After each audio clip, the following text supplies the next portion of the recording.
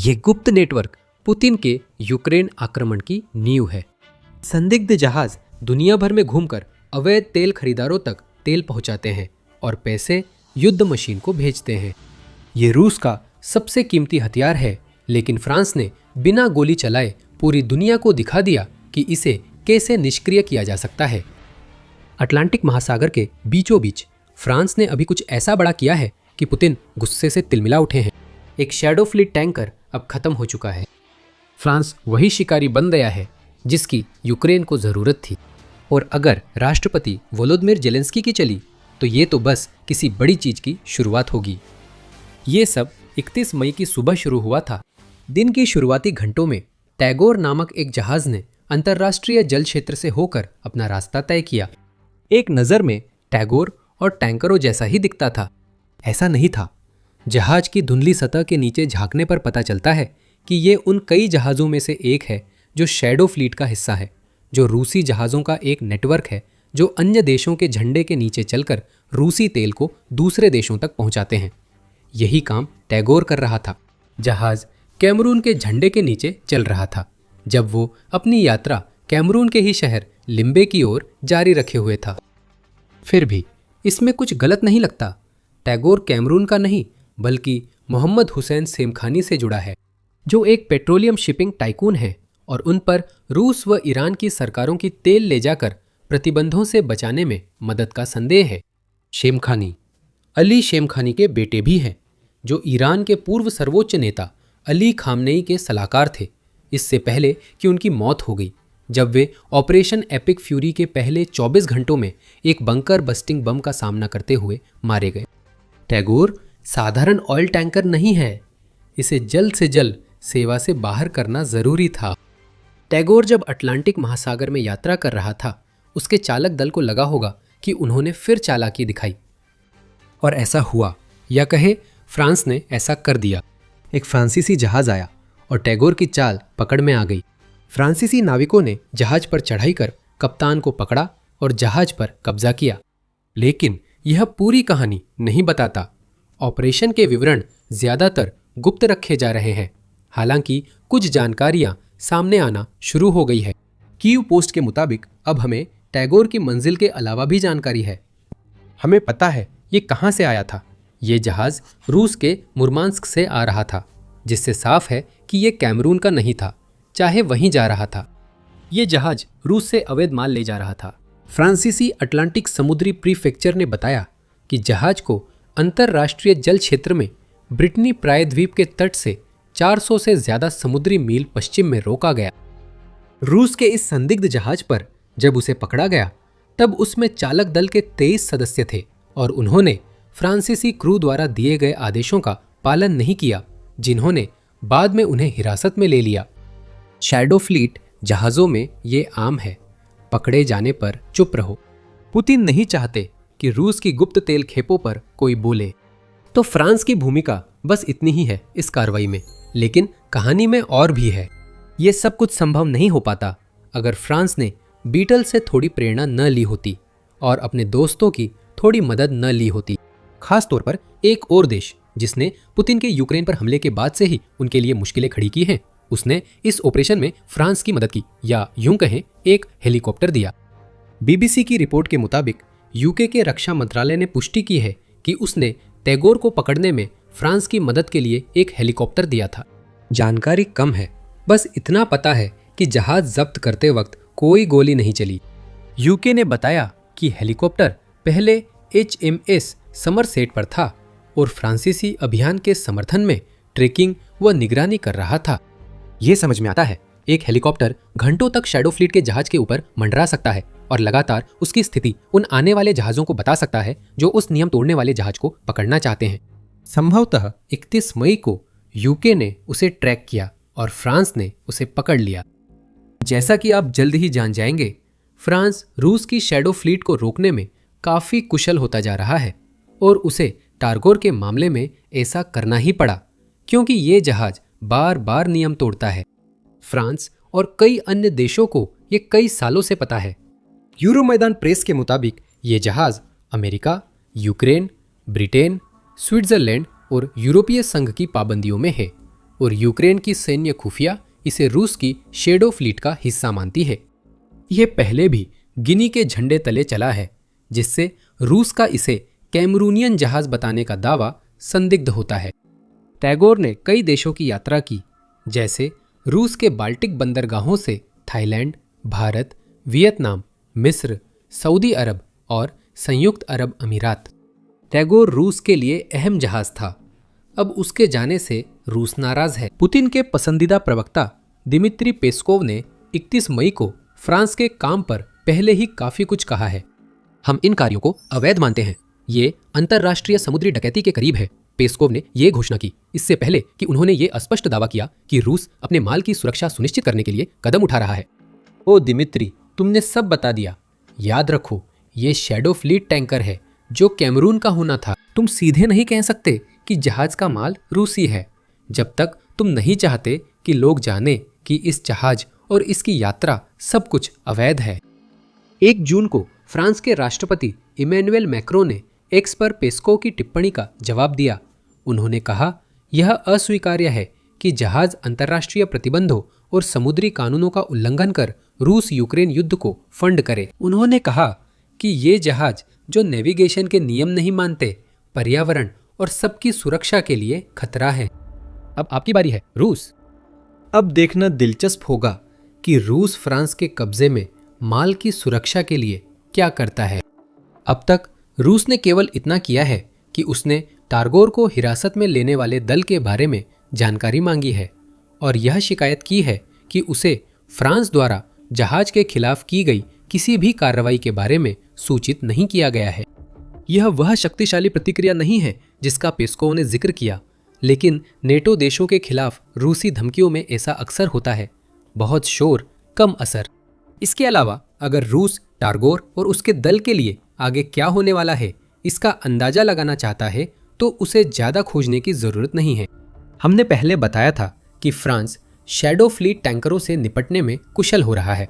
ये दावा यूं ही नहीं है। फ्रांस के पास ऐसी घटनाओं का बढ़ता रिकॉर्ड है जो रूस को उसकी अवैध जहाज और दल के भविष्य की पूरी जानकारी देता है। इससे पहले कि हम आगे बढ़े, याद दिला दूं कि आप द मिलिट्री शो देख रहे हैं।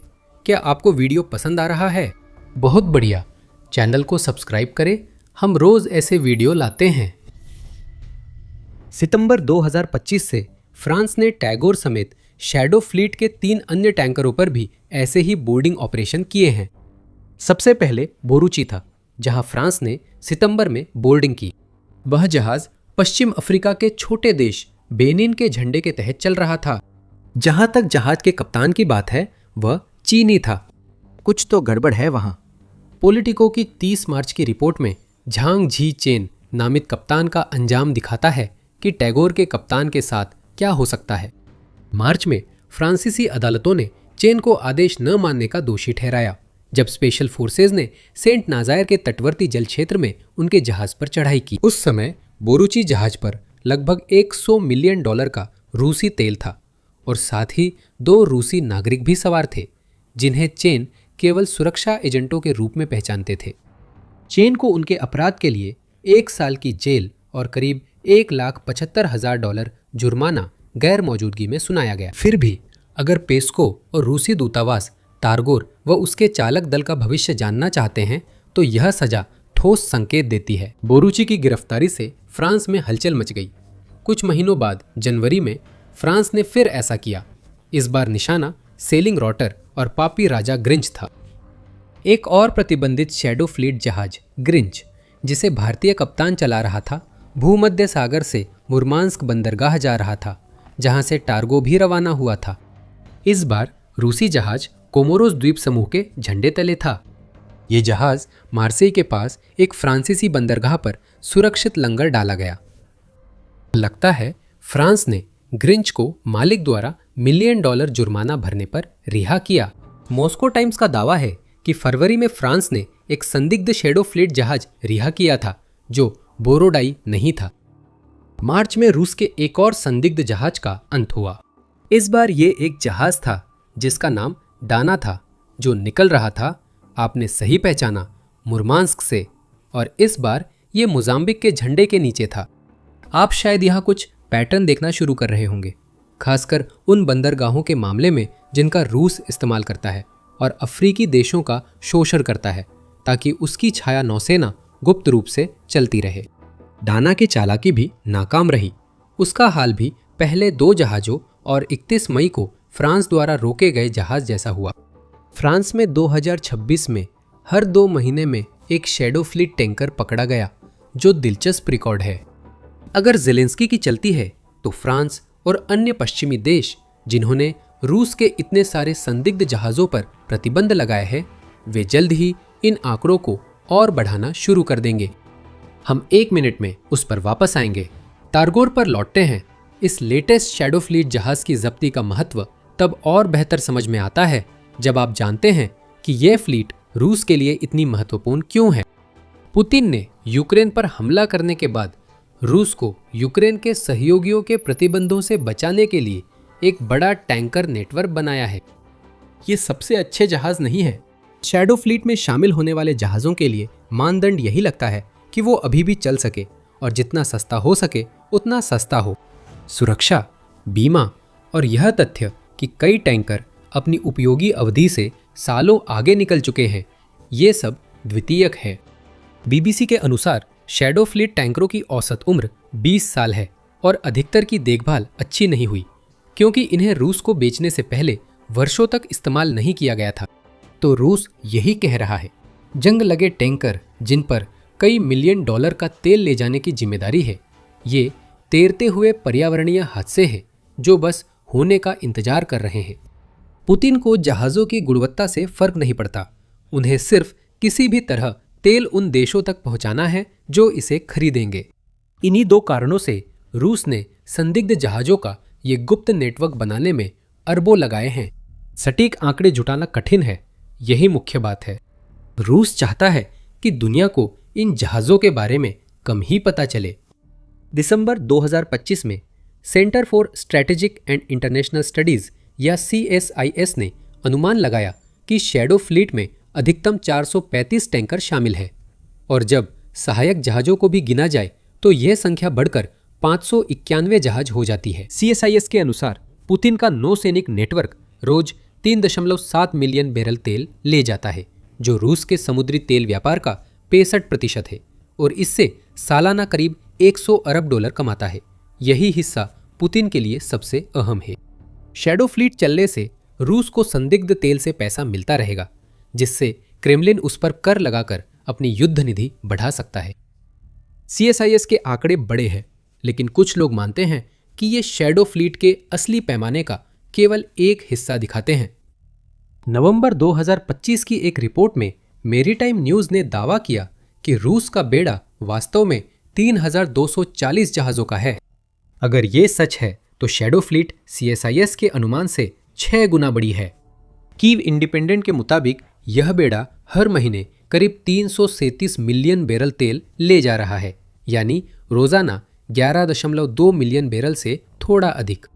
ये CSIS के अनुमान से कहीं अधिक है, जिससे लगता है रूस हर साल अपने जहाज नेटवर्क से सैकड़ों अरब डॉलर का तेल राजस्व कमा सकता है, न कि केवल 100 अरब डॉलर। असलियत के सबसे करीब कौन सा आंकड़ा है, यह मायने नहीं रखता। यहां समझने वाली मुख्य बात यह है कि पुतिन को शैडो फ्लीट की जरूरत है। इसके बिना वह तेल की जीवन रेखा सूख जाएगी, जो यूक्रेन पर उसके हमले को फंड करती है, जिसका मतलब है कि वॉलंटियर सैनिकों के लिए भारी वेतन पैकेज भी बंद हो जाएंगे और मोर्चे पर उपकरण भी और कम हो जाएंगे। फिर भी जब हम इतनी बड़ी संख्या की बात कर रहे हैं, तो फ्रांस द्वारा एक शैडो फ्लीट टैंकर को जब्त करना, चाहे वह टैंकर कितना भी महत्वपूर्ण क्यों ना हो, बहुत छोटी बात लगती है। आप निश्चित रूप से इसे इस नज़रिए से देख सकते हैं, लेकिन असली कहानी इसके बाद की है। फ्रांस ने इस जब्ती और इससे पहले की जब्तियों के जरिए रूस को दिखा दिया है कि वो शैडो फ्लीट के साथ कोई मजाक नहीं कर रहा है। अगर फ्रांस को कोई संदिग्ध टैंकर मिलता है तो वो उसे पकड़ने के लिए जो कर सकता है करेगा। इसका असर ये है कि वे रास्ते जिन्हें रूस सुरक्षित समझता था, अब उन पर जहाज नहीं चलाए जा सकते। वे कप्तान जो तब रिश्वत लेने को तैयार थे जब प्रतिबंधों का पालन कमज़ोर था और जोखिम उठाने लायक था, अब 2 बार सोचेंगे जब उन्हें पता होगा कि उनके भविष्य में फ्रांसीसी जेल की यात्रा हो सकती है। ये सब शैडो फ्लीट को चलाए रखने की लागत बढ़ाने के बारे में है, चाहे वो रूस के जर्जर टैंकरों को लंबा और ज्यादा खतरनाक रास्ता तय करने के लिए मजबूर करना हो, या ये सुनिश्चित करना हो कि शुरुआत में ही कम नाविक जहाजों पर चढ़ने को तैयार हों। जितना ज्यादा जोखिम पैदा किया जाता है, शैडो फ्लीट द्वारा उत्पन्न होने वाली आय में उतनी ही बड़ी कटौती होती है। फिर भी बहुत कुछ किया जा सकता है। यही संदेश यूक्रेन के राष्ट्रपति वोलोदिमीर जेलेंस्की ने टैगोर की जब्ती के बाद दिया। जेलेंस्की ने 1 जून की शाम यूक्रेन की जनता को संबोधित कर गिरफ्तारी का जिक्र किया और कहा, रूसी टैंकर फिर रोका गया। धन्यवाद फ्रांस। यूरोप को कड़े कदम उठाकर अपने कानून आधुनिक बनाने चाहिए ताकि ऐसे टैंकर रोके और जब्त किए जा सके। यूक्रेन इस मेहनत की सराहना करता है। जेलेंस्की सही है। रूस के शैडो फ्लीट पर और कड़े कदम जरूरी है ताकि पुतिन के गुप्त नेटवर्क से प्रतिबंधों से बचने की क्षमता कमजोर हो। नया कानून मदद करेगा, रूस शिकायत करेगा। इसमें नया क्या है? और ऐसा भी नहीं है कि रूस के पास कोई नैतिक आधार है जब बात ऐसे कानून बनाने की आती है जो उसे दूसरे देशों को नुकसान पहुंचाने की इजाजत देता है। मई में रूसी स्टेट ड्यूमा ने पुतिन को विदेशों में रूसी नागरिकों की रक्षा के लिए किसी भी देश पर हमला करने की अनुमति वाला कानून मंजूर किया।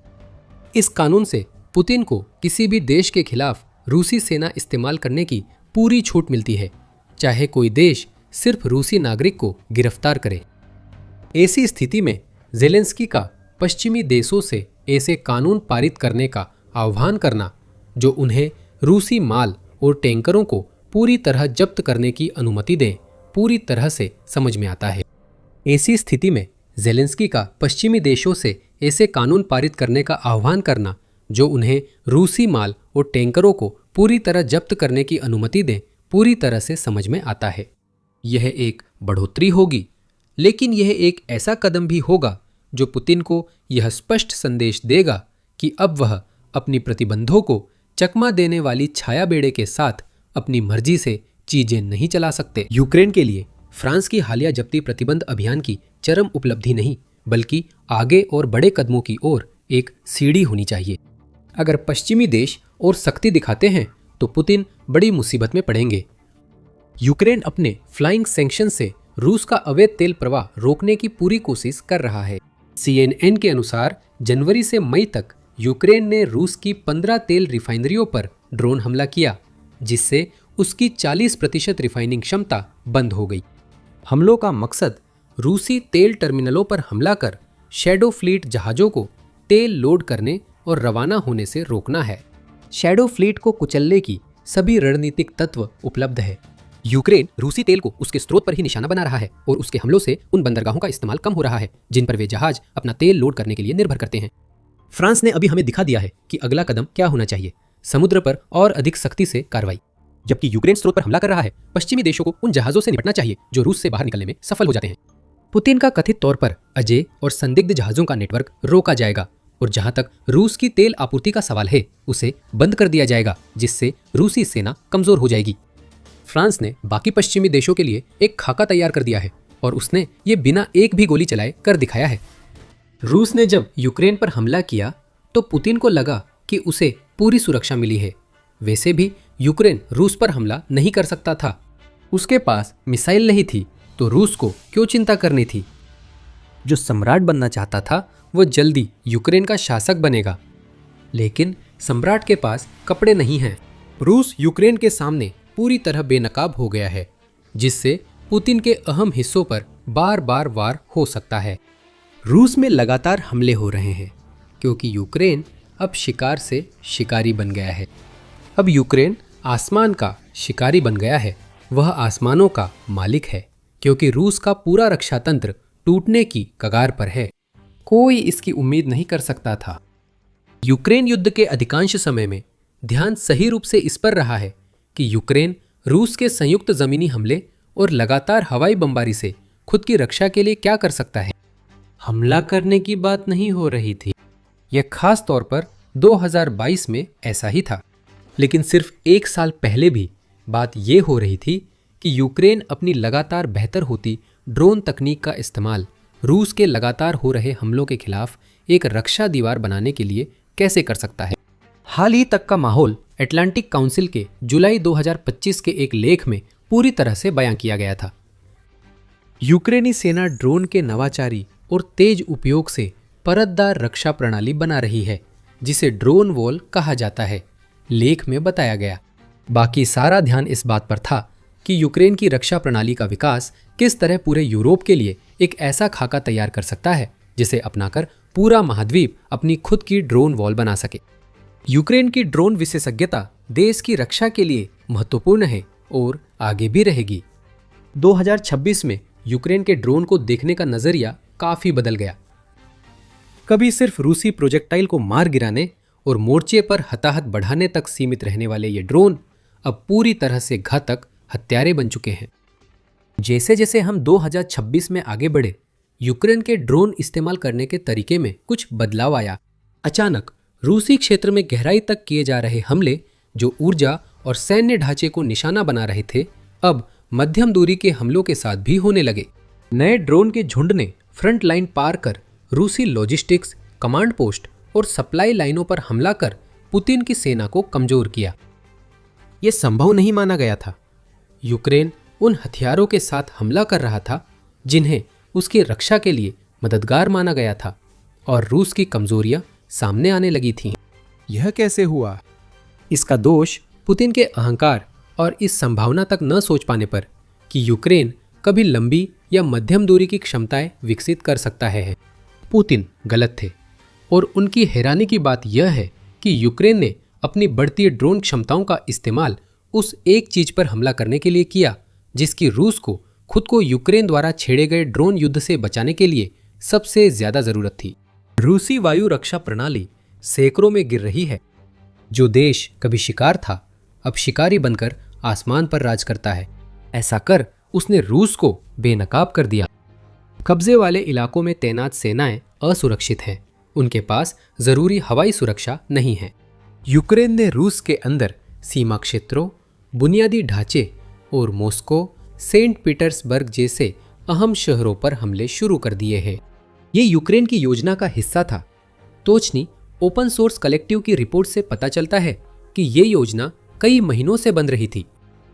उस कलेक्टिव ने जून 2025 से मार्च 2026 के बीच रूस के मुख्य भूभाग और कब्जे वाले यूक्रेन में रूसी ठिकानों के खिलाफ 1530 तथाकथित काइनेटिक एक्शन की पुष्टि की है। ये ड्रोन और मिसाइल हमलों को कहने का अच्छा तरीका है, लेकिन सबसे दिलचस्प ये है कि यूक्रेन ने इनमें किसे निशाना बनाया।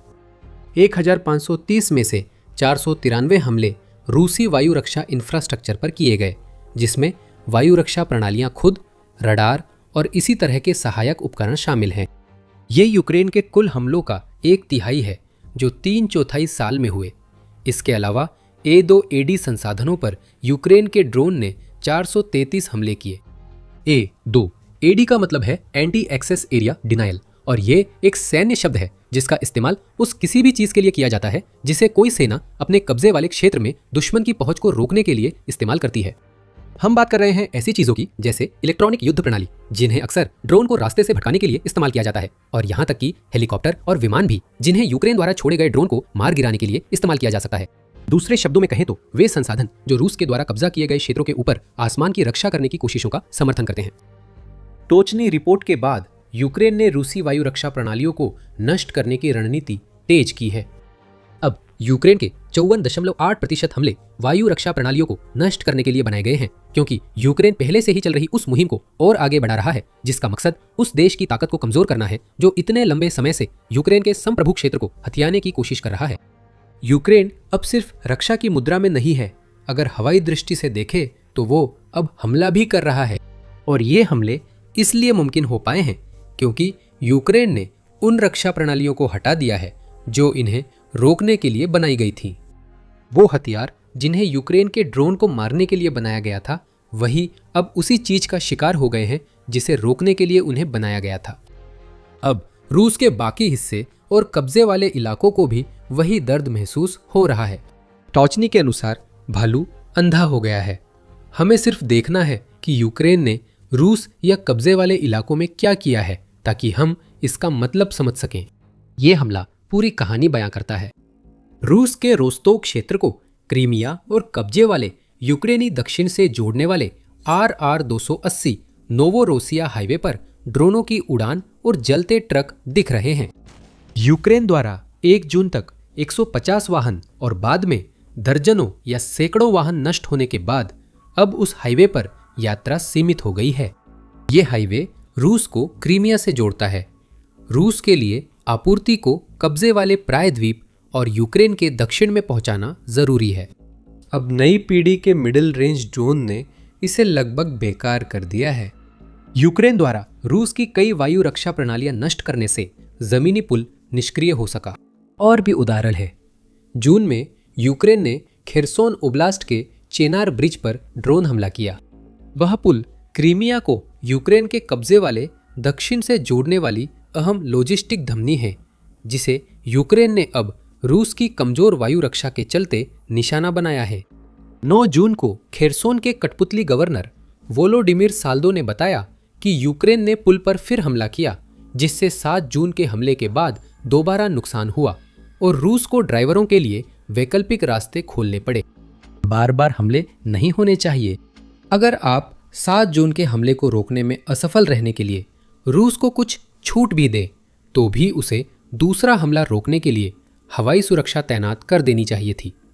9 जून को हुए दूसरे हमले को रूस रोकने में असफल रहा। ऐसा नहीं था कि रूस हवाई सुरक्षा तैनात नहीं करना चाहता था या वह चेरनीहिव पुल का महत्व नहीं समझ पाया था।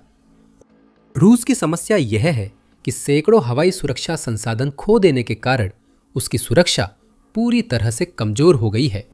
रूस ने कब्जे वाले इलाकों में अपनी रक्षा के लिए जो थोड़े बहुत सुरक्षा इंतजाम किए थे, वे भी अब खत्म हो चुके हैं, जिससे उसकी सेना पूरी तरह से खुली और असुरक्षित रह गई है, जो यूक्रेन के ड्रोन को रोकने के लिए कुछ भी नहीं कर सकती। इसी वजह से हमें बार बार हमले देखने को मिलते हैं। रूस जानता है कि ये हमले होने वाले हैं, लेकिन उसके पास इतनी सुरक्षा नहीं है कि वह आते हमलों की बाढ़ का कुछ कर सके। रूस की वायु रक्षा प्रणाली के खत्म होने का दर्द सिर्फ कब्जे वाले यूक्रेन में ही नहीं महसूस किया जा रहा है। सेंट पीटर्सबर्ग, जो पुतिन का गृह नगर है और रूसी वैभव का ताज है, वहां भी हमला हुआ है। पुतिन ने वही शहर चुना जहां रूस हर साल अंतर्राष्ट्रीय आर्थिक मंच आयोजित कर अपनी अर्थव्यवस्था की ताकत और दूसरे देशों से संबंध बनाता है, जिसे रूसी दावोस कहा जाता है। वह 3 जून से 3 दिनों तक चला। यूक्रेन ने इस कार्यक्रम की शुरुआत और अंत ड्रोन हमलों से की। पहले फोरम के उद्घाटन के दिन सेंट पीटर्सबर्ग के आसपास की महत्वपूर्ण सुविधाओं पर हमला किया और फिर फोरम के खत्म होने पर और हमले किए। यह समय चुनना संयोग नहीं था। यूक्रेन ने दिखाया कि वह सेंट पीटर्सबर्ग पर कभी भी हमला कर सकता है और खास वक्त चुना जब सबकी नजरें वहां थीं। सोचिए, इसका क्या मतलब है? यह कार्यक्रम रूस के लिए अपनी ताकत दिखाने का मौका था। सेंट पीटर्सबर्ग की सुरक्षा बेहद कड़ी थी ताकि कोई गलती ना हो। फिर भी फर्क नहीं पड़ा। यूक्रेन के ड्रोन रूस की हवाई सुरक्षा में घुस गए, जो रूस की सुरक्षा व्यवस्था की असली हालत दिखाता है। ये हमले रूस की दयनीय विजय दिवस परेड के तुरंत बाद हुए। ये परेड, जिन्हें रूस की सैन्य शक्ति के एक और बड़े प्रदर्शन के रूप में देखा जाता है, इस बार इतनी सीमित कर दी गई कि जब परेड मॉस्को के रेड स्क्वायर से गुजरी तो एक भी सैन्य उपकरण प्रदर्शित नहीं किया गया। रूस को डर था कि यूक्रेन परेड पर हमला कर सकता है और उसे पता था कि उसकी कमजोर वायु रक्षा प्रणाली बड़े ड्रोन हमले रोक नहीं पाएगी। यूरोपीय संसद के सदस्य क्रिश्चियन टेरेस के अनुसार लेनिनग्राद और मॉस्को क्षेत्र रूस की युद्ध मशीन के लिए घनी आबादी और आर्थिक रूप से बहुत अहम है। यूक्रेन उनके खिलाफ सफल आर्थिक और मनोवैज्ञानिक युद्ध कर रहा है। यूक्रेन ने रूस की वायु रक्षा प्रणालियों पर हमले कर यही स्थिति बनाई है। उन्हें इस हद तक कमजोर कर दिया गया है कि अब पूरा रूस और कब्जे वाले क्षेत्र असुरक्षित हो गए हैं और रूस के लिए इसमें कुछ भी बेहतर नहीं होने वाला है। रूस की जो सबसे बड़ी ताकत थी, वही अब उसकी कमजोरी बन गई और यूक्रेन युद्ध में यह निर्णायक साबित हुई। लेकिन इससे पहले कि हम समझाएं क्यों, याद रखें आप द मिलिट्री शो देख रहे हैं। अगर आपको हमारे चैनल की सामग्री पसंद आ रही है तो सब्सक्राइब जरूर करें ताकि आप कोई भी वीडियो मिस न करें। आइए समझते हैं कि पुतिन के यूक्रेन पर कब्जा करने के विनाशकारी अभियान के जारी रहने के बीच इसका रूस के लिए क्या मतलब है। अब रूस पूरी तरह बेनकाब हो गया है। उसके पास सभी संसाधनों की रक्षा के लिए पर्याप्त वायु रक्षा नहीं है। ये बात एस्टोनिया रक्षा मंत्रालय के रक्षा तत्परता विभाग प्रमुख गर्ट काजूस ने कही है, न कि हम या यूक्रेन ने। उनका कहना है कि रूस अपनी वायु रक्षा मिसाइलें और उन्हें दागने वाली प्रणालियां बहुत तेजी से खर्च कर रहा है, जिससे दोनों ही कम बची हैं। रूस के पीछे के इलाकों में, यानी रूस के कब्जे वाले यूक्रेनी इलाकों में, रूस की रक्षा इतनी कमजोर हो गई है कि यूक्रेन ने कई जगहों पर स्थानीय वायु श्रेष्ठता पा ली है और बिना रक्षा वाला आसमान नियंत्रित कर लिया है। RR-280 के अलावा यूक्रेन M14 और M04 के साथ साथ HH-20 राजमार्ग के कुछ हिस्सों पर भी हमले कर रहा है, जो इन दोनों सड़कों को डोनेट्स्क से जोड़ता है। इनमें से कुछ भी नहीं होना चाहिए था, क्योंकि रूस की वायु रक्षा प्रणालियों को इन हमलों को रोकना चाहिए था, लेकिन वे ऐसा नहीं कर पा रही हैं। यूक्रेन उन सभी को नष्ट कर रहा है। अब रूस के पास एक तरह से अंधा साम्राज्य रह गया है, खासकर जब आसमान से खतरे की बात हो। अगर वायु रक्षा प्रणालियां नहीं नष्ट हो रही तो रडार नष्ट हो रहे हैं। रडार को बदलना महंगा होता है और इन्हें खो देने का मतलब है कि एक सामान्य रूप से काम कर रही वायु रक्षा प्रणाली भी किसी बड़े लक्ष्य को नहीं मार सकती। छोटे ड्रोन की तो बात ही छोड़िए, जो अगले हमले के लिए जा रहा है। अब यूक्रेन के पास 3 स्तरीय योजना है। FPV ड्रोन पहले से कहीं ज्यादा गहराई तक हमला कर रहे हैं, जो फ्रंट लाइन से 35 किलोमीटर पीछे तक पहुंच रहे हैं, ताकि रूसी उपकरणों और उन सैनिकों को नुकसान पहुंचाया जा सके जो हमला करने की कोशिश कर रहे हैं। मिडल रेंज ड्रोन 150 किलोमीटर दूर काफिलों और एयर डिफेंस पर हमला कर रहे हैं, जिससे न सिर्फ मध्यम दूरी के हमलों की जमीन तैयार होती है, बल्कि रूस की ओर लंबी दूरी के ड्रोन के लिए सुरक्षित हवाई गलियारे भी बनते हैं। जहां तक रूस की बात है, वह घबराहट की स्थिति में है।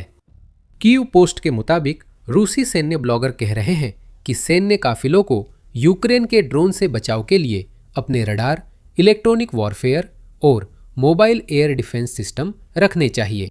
शायद यह तर्कसंगत है, लेकिन जब यूक्रेन रूस के एयर डिफेंस नेटवर्क को तबाह कर रहा है, तो रूस को ये चीजें कहां मिलेंगी? अन्य युद्ध ब्लॉगर अपना गुस्सा पुतिन और उनके साथियों की ओर मोड़ रहे हैं, ये तर्क देते हुए कि वे विशेष सैन्य अभियान के उद्देश्यों को हासिल करने में असफल रहे हैं और अब रूस पहले से कहीं ज्यादा कमजोर है, जितना कि 2022 में पुतिन ने अपना पूर्ण पैमाने पर आक्रमण शुरू किया था। The new voice of Ukraine के अनुसार अब ये ब्लॉगर पुतिन की आलोचना में पहले से अधिक साहसी और मुखर हो गए हैं, जबकि पहले वे सिर्फ उनके चुने जनरलों को निशाना बनाते थे। RBC यूक्रेन का कहना है कि यह आलोचना क्रेमलिन के भीतर गहराई तक महसूस की जा रही है, यहाँ तक कि रूस अपने सैन्य ब्लॉगरों को सेंसर करने की कोशिश कर रहा है और वे जिन सोशल मीडिया चैनलों का इस्तेमाल करते हैं, जैसे टेलीग्राम, उन पर सख्ती कर रहा है। यह पुतिन की एक बहुत ही सामान्य प्रतिक्रिया है। जब वे किसी असली समस्या का सामना करते हैं तो वे उसका सामना करने के बजाय उसे छुपाने की कोशिश करते हैं। यूक्रेन पुतिन के सामने जो समस्या है उसे और भी गंभीर बनाने के लिए दृढ़ संकल्पित है। फाइनेंशियल टाइम्स की रिपोर्ट के अनुसार यूक्रेन के रक्षा मंत्रालय ने बताया कि 2026 के पहले 4 महीनों में यूक्रेन ने 2025 की इसी अवधि की तुलना में 441% अधिक टोही ड्रोन बनाए। ये ड्रोन रूसी ठिकानों की निगरानी और हमला करने के लिए वायु रक्षा संसाधनों की पहचान करते हैं।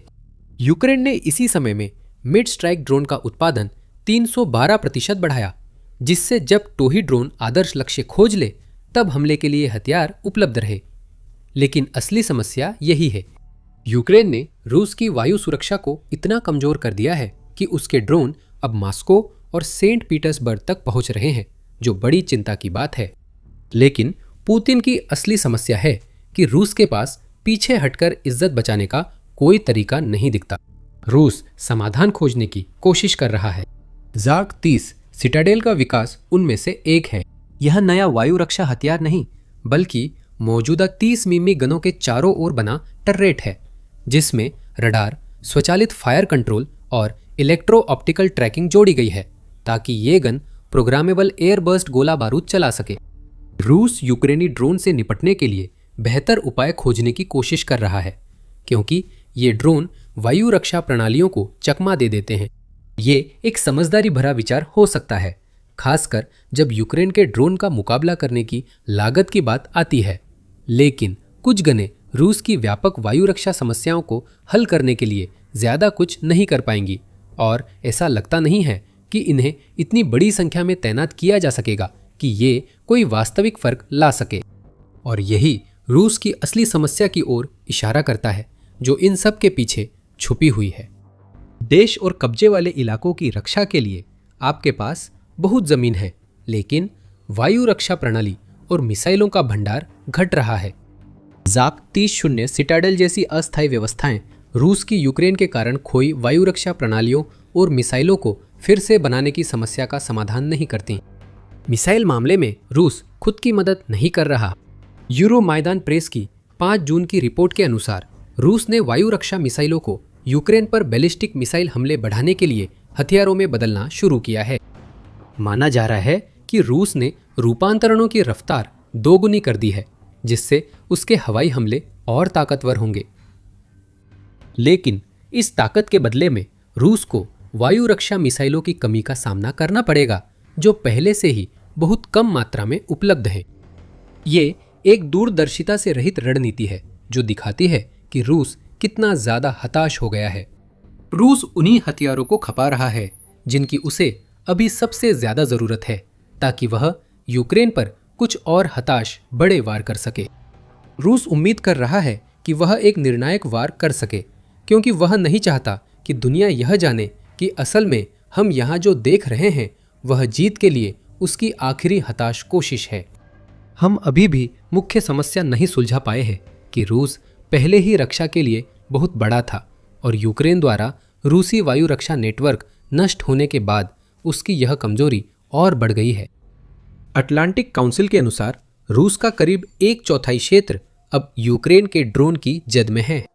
यह उतना प्रभावशाली नहीं लगता जब तक आप नहीं जानते कि रूस की 70% आबादी यहाँ रहती है। इसका मतलब है कि रूस की मुख्य सैन्य, औद्योगिक और ऊर्जा संपत्तियां अब यूक्रेन के हमले की सीमा में हैं। रूस के लिए यह अब भी सुरक्षा का बड़ा क्षेत्र है। इसलिए जब भी कोई वायु रक्षा प्रणाली या रडार बंद होता है, रूस को कठिन फैसला करना पड़ता है। क्या वह टूटी प्रणाली बदलता है? रूस की सीमित वायु रक्षा उत्पादन क्षमता के कारण आमतौर पर किसी और जगह से प्रणाली लाकर यहां लगानी पड़ती है। एक क्षेत्र कमजोर करना होता है ताकि दूसरे क्षेत्र को मजबूत किया जा सके, जो पहले ही यूक्रेन के ड्रोन के लिए संवेदनशील है। अगर विकल्प नहीं लाया गया तो वही ड्रोन फिर हमला करेंगे। हमने देखा कि यूक्रेन ने चिनार ब्रिज पर ठीक यही किया और इस प्रक्रिया में एक अहम रूसी रसद मार्ग को ठप कर दिया। यहाँ रूस के लिए कोई सही फैसला नहीं है। चाहे जो भी विकल्प चुना जाए, कुछ न कुछ ऐसा जो रूस बचाना चाहता है और यूक्रेन निशाना बनाना चाहता है, असुरक्षित हो जाता है। अटलांटिक काउंसिल कहती है कि रूस की कमजोरी बिल्कुल साफ है और जोड़ती है कि सबसे अनुकूल परिस्थितियों में भी क्रेमलिन के लिए पूरे देश में एक वास्तव में प्रभावी वायु रक्षा नेटवर्क तैयार करना बेहद चुनौतीपूर्ण होगा। ये एक अच्छा मुद्दा है। अगर रूस यूक्रेन के लगातार बढ़ते ड्रोन खतरे से नहीं भी जूझ रहा होता, तब भी वो अपनी सीमा की सही तरीके से रक्षा नहीं कर पाता।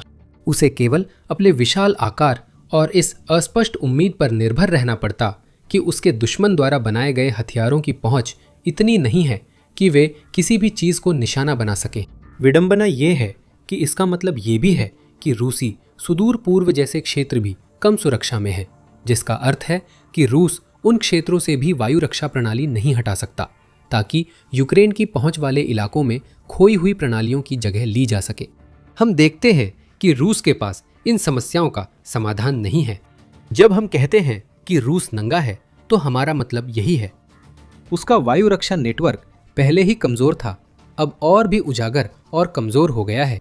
यूक्रेन बस निर्माण जारी रखेगा और कब्जे वाले इलाकों व रूस के अंदर हमलों की संभावना बढ़ेगी। 2026 में अब तक हमने प्रभावशाली देखा है, लेकिन यह यूक्रेन की पूरी क्षमता से दूर है। जैसे जैसे वायु रक्षा प्रणाली नष्ट होंगी और ड्रोन उत्पादन बढ़ेगा, रूसी साम्राज्य के अहम हिस्सों पर और तेज हमला होगा। पुतिन घुटनों के बल ला दिए जाएंगे और जब वो आंसुओं से भरी आंखों से ऊपर देखेंगे तो उन्हें सिर्फ और अधिक यूक्रेनी ड्रोन ही दिखाई देंगे। यूक्रेन की शानदार रणनीति ने उसे ऐसी स्थिति में ला दिया है कि वह उन जगहों पर भी हमला कर सकता है जहां पहले कभी किसी ने हमला नहीं किया। पुतिन का गृहनगर सेंट पीटर्सबर्ग हाल में ज्यादा खुशकिस्मत नहीं रहा। जून की शुरुआत में यूक्रेन के ड्रोन हमले ने रूस के सबसे बड़े आर्थिक सम्मेलन की पूर्व संध्या पर रूस के नेता को शर्मिंदा किया।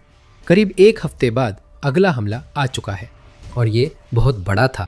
सेंट पीटर्सबर्ग के लोगों को लगा होगा कि परमाणु बम फटा है, क्योंकि यूक्रेन ने इतनी बड़ी आग पैदा की जिसे अंतरिक्ष से देखा जा सकता था। यूक्रेन ने बेहतरीन नुस्खा तैयार किया है। ड्रोन में 5000 टन गोला बारूद मिलाकर सेंट पीटर्सबर्ग में ऐसा धमाका हुआ कि शहर हमेशा के लिए दागदार हो गया। 5 जून को यूक्रेन ने रूस में ड्रोन का झुंड भेजा। सेंट पीटर्सबर्ग निशाना था। यूक्रेन के ड्रोन सीधे रूसी नौसेना के 15वें शस्त्रागार केंद्र की ओर बढ़ रहे थे। वे ड्रोन बिना किसी रुकावट के उड़ते रहे, क्योंकि रूस की वायु रक्षा प्रणाली उन्हें गिराने में पूरी तरह विफल रही। आखिरकार 1000 किलोमीटर उड़ान के बाद ड्रोन बोल्शाया इझोरा लेनिनग्राद क्षेत्र पहुंचे। फिर ड्रोन ने हमला किया और उन्होंने रूस की बाल्टिक फ्लीट द्वारा इस्तेमाल किए जाने वाले सबसे महत्वपूर्ण गोला बारूद डिपो में से एक को नष्ट कर दिया। यूक्रेन ने बाद में हमले की पुष्टि की, लेकिन रूसी टेलीग्राम चैनल डोसिया स्पियोना ने सबसे पहले इसकी जानकारी दी और यूक्रेन के हमले की ताकत बताई। हमले में करीब 40 स्ट्राइक यूएवी इस्तेमाल हुए, जिनमें से 32 एयर डिफेंस ने गिरा दिए। चैनल ने बताया कि हमला जमीन पर बने हैंगर भंडारण परिसरों पर हुआ, जिससे अंदर रखी चीजों में धमाका हुआ। पुतिन इस रिपोर्ट से खुश नहीं होंगे। वह रूस में टेलीग्राम पर सख्ती इसलिए कर रहे हैं ताकि दुनिया या उनके लोग यूक्रेन की डीप स्ट्राइक की सफलता न जान सके। इस बार इसे छुपाया नहीं जा सकता पुतिन। यूक्रेन के 8 ड्रोन 5000 टन गोला बारूद पर गिरे, जिसमें विभिन्न कैलिबर के आर्टिलरी शेल्स व इंजीनियरिंग गोला बारूद थे। इस हमले में 2 रूसी सैनिक मारे गए, लेकिन विस्फोट का विशाल आकार ही है जिसने पुतिन और सेंट पीटर्सबर्ग के निवासियों को हिला दिया। ये सिर्फ 8 ड्रोन फटने की बात नहीं थी। इतने बड़े गोला बारूद केंद्र पर हमला होने से 15वें शस्त्रागार में जबरदस्त द्वितीयक विस्फोटों के साथ विशाल आग का गोला बन गया। आग भड़कने पर लोगों ने सोचा होगा कि यूक्रेन ने परमाणु बम पा लिया है। ऐसा नहीं हुआ, लेकिन यूक्रेन ने इतनी बड़ी आग लगाई कि वह अंतरिक्ष से दिख रही है। जमीन और सैटेलाइट फुटेज यूक्रेन के हालिया हमले का पैमाना दिखाती है। ओसिंट का एक्स अकाउंट दिखाता है कि 15वां आर्सेनल जमीन से कैसा है। एक रात जब यूक्रेन ने रूस पर 376 ड्रोन दागे, तब रूस ने मलबे को फिर घातक बताया, जो अपने लक्ष्य पर गिरा। वीडियो में हम देखते हैं कि एक भीषण आग लगी है और धुएं के इतने बड़े गुबार उठ रहे हैं कि उन्हें कई किलोमीटर दूर से भी देखा जा सकता है। इस हमले की असली तस्वीर सैटेलाइट इमेजरी से सामने आती है। अंतरिक्ष से आई तस्वीरों में दिखता है कि शस्त्रागार का एक कोना इतनी भीषण आग में है कि वहां कुछ भी बचना नामुमकिन है। यह एक ऐसी भयानक आग है जैसे नरक की गहराइयों से निकली हो, जिसे यूक्रेनी ड्रोन ने अंजाम दिया है, जिनका अस्तित्व कभी होना ही नहीं था। आग तेजी से फैल रही है। 15वां शस्त्रागार रोकने में असमर्थ है। द्वितीयक विस्फोट शांत होने के बाद भी उनसे लगी आग रूस के बाल्टिक बेड़े के गोला बारूद डिपो के पास के ग्रामीण इलाकों में फैल रही है। रूस ने सेंट पीटर्सबर्ग में अपने लिए हालात आसान नहीं किए। रूसी रक्षा बार बार विफल होने से यूक्रेन के ड्रोन के लिए रास्ता खुला और 15वां शस्त्रागार हमले को न्योता दे रहा था। लेकिन इसमें और गहराई में जाने से पहले आइए देखें कि अब तक इस ऑपरेशन के बारे में क्या पता है। हमने कुछ बुनियादी बातें कवर कर ली है। यूक्रेन ने बोल्साया इझोरा की ओर 40 ड्रोन लॉन्च किए, जिनमें से 8 रूसी वायु रक्षा को पार कर गए। मिलिटारी जोड़ता है कि यूक्रेन के ड्रोन जमीन पर स्थित हैंगर सुविधाओं पर हमला करने में सक्षम रहे, जिनका इस्तेमाल गोला बारूद रखने के लिए किया जाता था, और इसी वजह से द्वितीयक विस्फोट हुए। जहां तक खुद उस सुविधा की बात है, 15वां आर्सेनल 1930 के दशक में स्थापित किया गया था ताकि यह रूस के बाल्टिक बेड़े द्वारा इस्तेमाल किए जाने वाले नौसैनिक गोला बारूद के लिए एक भंडारण आधार के रूप में काम कर सके। यह एक किलेबंद परिसर है जिसमें भूमिगत ढांचा है जो यूक्रेन जैसे हमले रोकने के लिए बना है। ये आर्सेनल पश्चिमी सैन्य जिले का हिस्सा है जिसका रूस बाल्टिक जहाज़ों, सहायक जहाज़ों और पनडुब्बियों के लिए उपयोग करता है। ये कोई यूं ही चुना गया लक्ष्य नहीं था। यूक्रेन ने रूस की बाल्टिक उपस्थिति कमजोर करने के लिए बोल्शाया इझोरा पर हमला किया। धुआं उठने के साथ ही यूक्रेन हमले की असली तस्वीर सामने आई। बीबीसी की 6 जून की रिपोर्ट के अनुसार लेनिनग्राद ओब्लास्ट के गवर्नर अलेक्जेंडर ड्रोजदेंको ने कहा कि लेनिनग्राद के ऊपर 140 से ज्यादा यूक्रेनी ड्रोन गिराए गए हैं। निवासियों से घर में रहने को कहा गया है क्योंकि हमलों का डर है और 5000 टन जलते गोला बारूद का धुआं सांस के लिए सुरक्षित नहीं है। अलेक्जेंडर ड्रोजदेंको ने बताया कि यूक्रेनी हमले से कुछ इमारतों को हल्का नुकसान हुआ और एक सैन्य ठिकाने पर आग लगी। हमें अलेक्जेंडर ड्रोजदेंको से जानने की जरूरत नहीं है, सैटेलाइट तस्वीरें सब कुछ दिखा रही हैं। ये सेंट पीटर्सबर्ग पर रूस का अभूतपूर्व हमला था जिसमें वह यूक्रेन को रूसी सैन्य ठिकाने पर हमले के लिए दोषी ठहराने की कोशिश कर रहा है। डिफेंस ब्लॉक के अनुसार आग इतनी बड़ी थी कि बोल्शाया इझोरा में करीब 600 लोगों को घर खाली कराना पड़ा, जबकि आपातकालीन सेवाएं आग बुझाने में जुटी थी, लेकिन वे सेवाएं इस विस्फोट को रोकने के लिए कुछ नहीं कर सकीं। रूस की बर्बादी के लिए द्वितीयक विस्फोट जिम्मेदार थे। ड्रोन अकेले भी नुकसान पहुंचा सकते हैं, लेकिन 5000 टन गोला बारूद को निशाना न बनाते तो ऐसा नहीं होता। यूक्रेन के ड्रोन वारहेड्स ने चिंगारी दी, बाकी रूस के गोला बारूद ने किया। द्वितीयक विस्फोटों ने आग लगा दी और धातु के टुकड़े उड़ने लगे, जिससे धमाके का दबाव और बढ़ गया और इससे और भी विस्फोट हुए। इससे लगी आग को तब तक बुझाना असंभव था जब तक द्वितीयक विस्फोट खत्म नहीं हो जाते। रूस केवल देख सकता था, इंतजार कर सकता था और यही उम्मीद कर सकता था कि उसकी अपनी गोला बारूद जल्दी ही फटना बंद कर दे। तो रूस ने एक ही जगह पर 5000 टन गोला बारूद जमा करके अपने ही लिए मुसीबत खड़ी कर ली। लेकिन बात इससे भी बदतर हो जाती है। हमने आपको पहले बताया था कि इस हमले को होने देने के लिए रूस उतना ही जिम्मेदार है जितना यूक्रेन इसे आयोजित करने और अंजाम देने के लिए जिम्मेदार है। हमारा मतलब यही था। रूस पूरी तरह से उस गोला बारूद की रक्षा करने में नाकाम रहा जिसे यूक्रेन ने नष्ट कर दिया। जिन भूमिगत सुविधाओं का हमने जिक्र किया था उनका इस्तेमाल ही नहीं किया गया। रूस ने अगर अपने भंडारण की सुरक्षा की होती तो बंकर बस्टर की जरूरत पड़ती, लेकिन उसे खुले में छोड़ दिया गया जिससे यूक्रेन के ड्रोन आसानी से हमला कर सके। सैटेलाइट तस्वीरें दिखाती है कि रूस ने अपने 15वें शस्त्रागार की सुरक्षा के लिए जरूरी कदम नहीं उठाए जब उसने गोला बारूद जमीन के ऊपर रखा। शस्त्रागार में किसी इमारत के चारों ओर मिट्टी की सुरक्षात्मक दीवारें नहीं थी। ये मिट्टी की दीवारें शायद यूक्रेन के ड्रोन को रोक सकती थी, और अगर वे नहीं भी रोक पाती तो भी इनका मुख्य उद्देश्य भंडारण सुविधाओं के बीच अवरोधक के रूप में काम करना है। अगर मिट्टी की दीवारें बनाई गई होती तो 15वें शस्त्रागार और आसपास के इलाके में फैली भीषण आग इतनी दूर और व्यापक रूप से नहीं फैलती। रूस की अपनी ही जमीन पर अक्षमता, ऐसा सोचना भी मत। यहां हम देख रहे हैं कि रूस हकीकत की बजाय सिर्फ मान्यताओं के आधार पर काम कर रहा है। 2022 में जब पुतिन ने अपना आक्रमण शुरू किया था तब ऐसी बुनियादी सुरक्षा उपायों की जरूरत नहीं पड़ती थी। यूक्रेन ने 1000 किमी दूर बेस पर हमला किया था। यूक्रेन के पास इतने दूर तक मार करने वाले हथियार नहीं थे, पर 4 साल से भी ज्यादा लंबे युद्ध में बहुत कुछ बदल गया। यूक्रेन के लंबी दूरी तक जाने वाले ड्रोन अब पहले से कहीं ज्यादा दूर तक जाते हैं और गहराई तक हमला करते हैं। फिर भी रूस को अब भी लगता था कि उसका सोवियत काल का बेस, जिसमें कोई बुनियादी सुरक्षा नहीं थी, सुरक्षित है। सिर्फ दूरी के कारण 15वें शस्त्रागार पर यूक्रेन हमला नहीं कर सकता था। सिर्फ दूरी ही काफी नहीं थी, यूक्रेन ने यह साबित किया। जैसा अक्सर होता है, यूक्रेन ने रात की छापेमारी में रूस के 1 से ज्यादा ठिकानों को निशाना बनाया।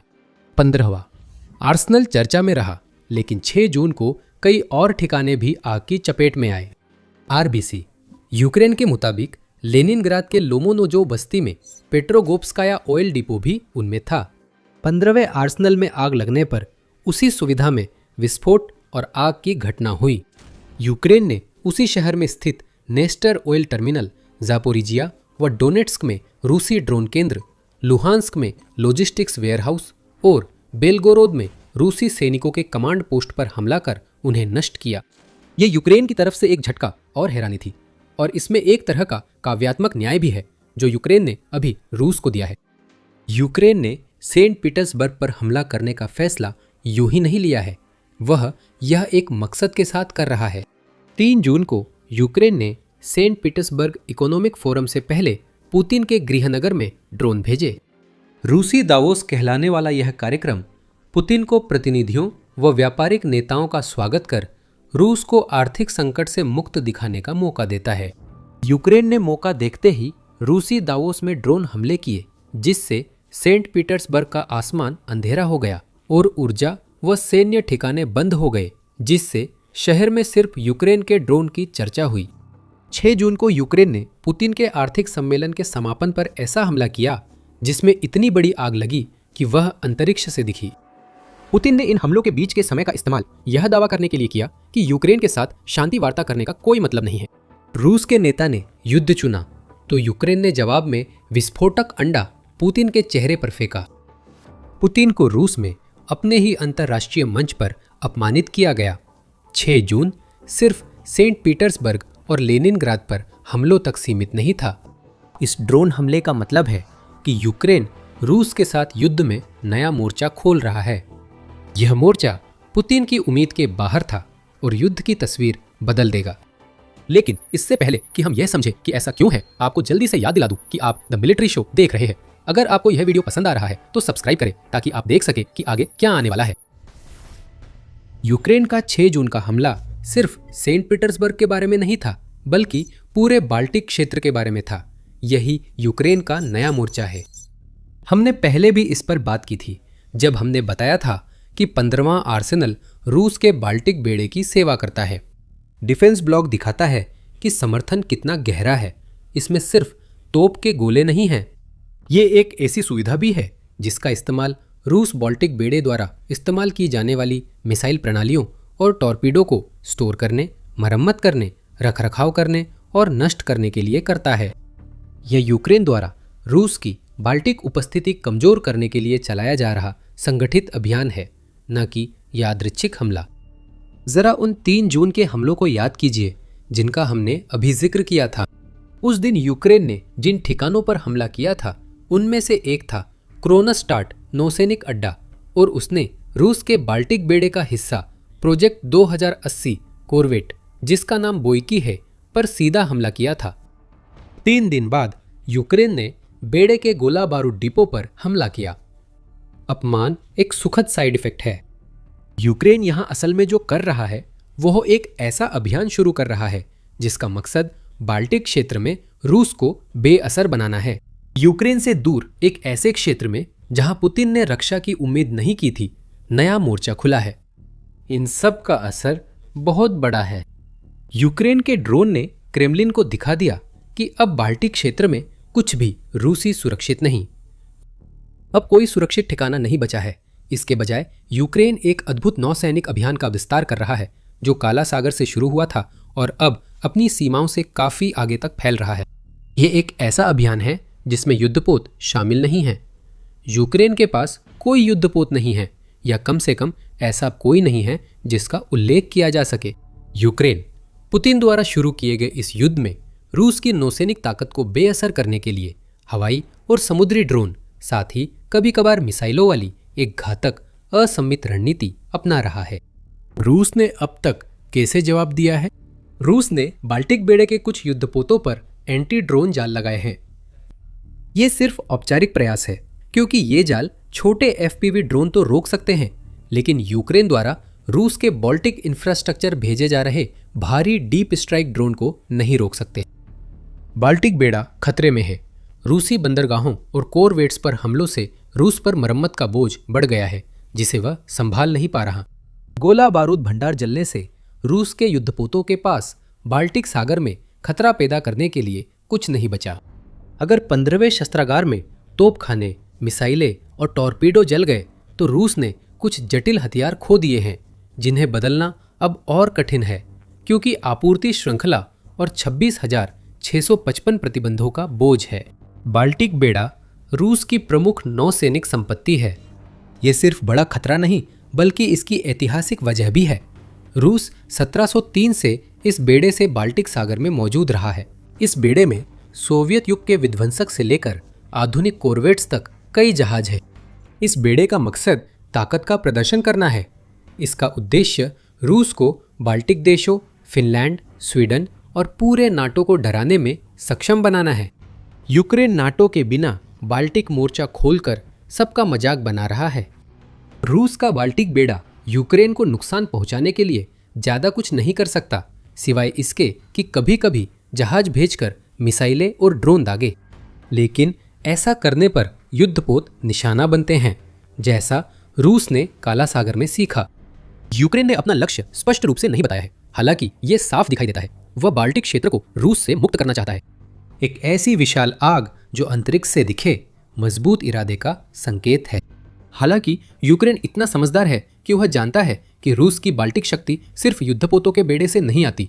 रूस के पास बाल्टिक सागर में बंदरगाह भी हैं और ये बंदरगाह ये सुनिश्चित करने के लिए बेहद अहम है कि रूसी तेल का निर्यात दूसरे देशों तक पहुंच सके, जिससे पुतिन के युद्ध कोष के लिए अरबों डॉलर की आमदनी होती है। अब यूक्रेन उन बंदरगाहों को भी निशाना बना रहा है। मार्च में यूक्रेन के ड्रोन और मिसाइलों ने कई बार प्रिमोर्स्क और ओस्लुगा के बाल्टिक बंदरगाहों पर हमला किया। ये दोनों रूस के मुख्य टर्मिनल हैं, जो रूस के तेल निर्यात का करीब 40% योगदान देते हैं। तेल भंडारण टैंक नष्ट कर दिए गए और दोनों बंदरगाहों को यूक्रेन द्वारा किए गए नुकसान की मरम्मत के लिए कई दिनों तक संचालन रोकना पड़ा। मार्च में ऐसा लग रहा था कि यूक्रेन रूस के बाल्टिक बंदरगाहों पर हमला कर रहा है, ताकि पुतिन ऑपरेशन एपिक फ्यूरी और खाड़ी क्षेत्र में होर्मुज जलडमरू मध्य के बंद होने के कारण तेल की कीमतों में आई भारी बढ़ोतरी का फायदा न उठा सके। लेकिन अब ये हमले एक बहुत बड़े अभियान की शुरुआत जैसे लग रहे हैं, जो रूस की बाल्टिक संपत्तियों को पूरी तरह अपनी चपेट में ले लेगा।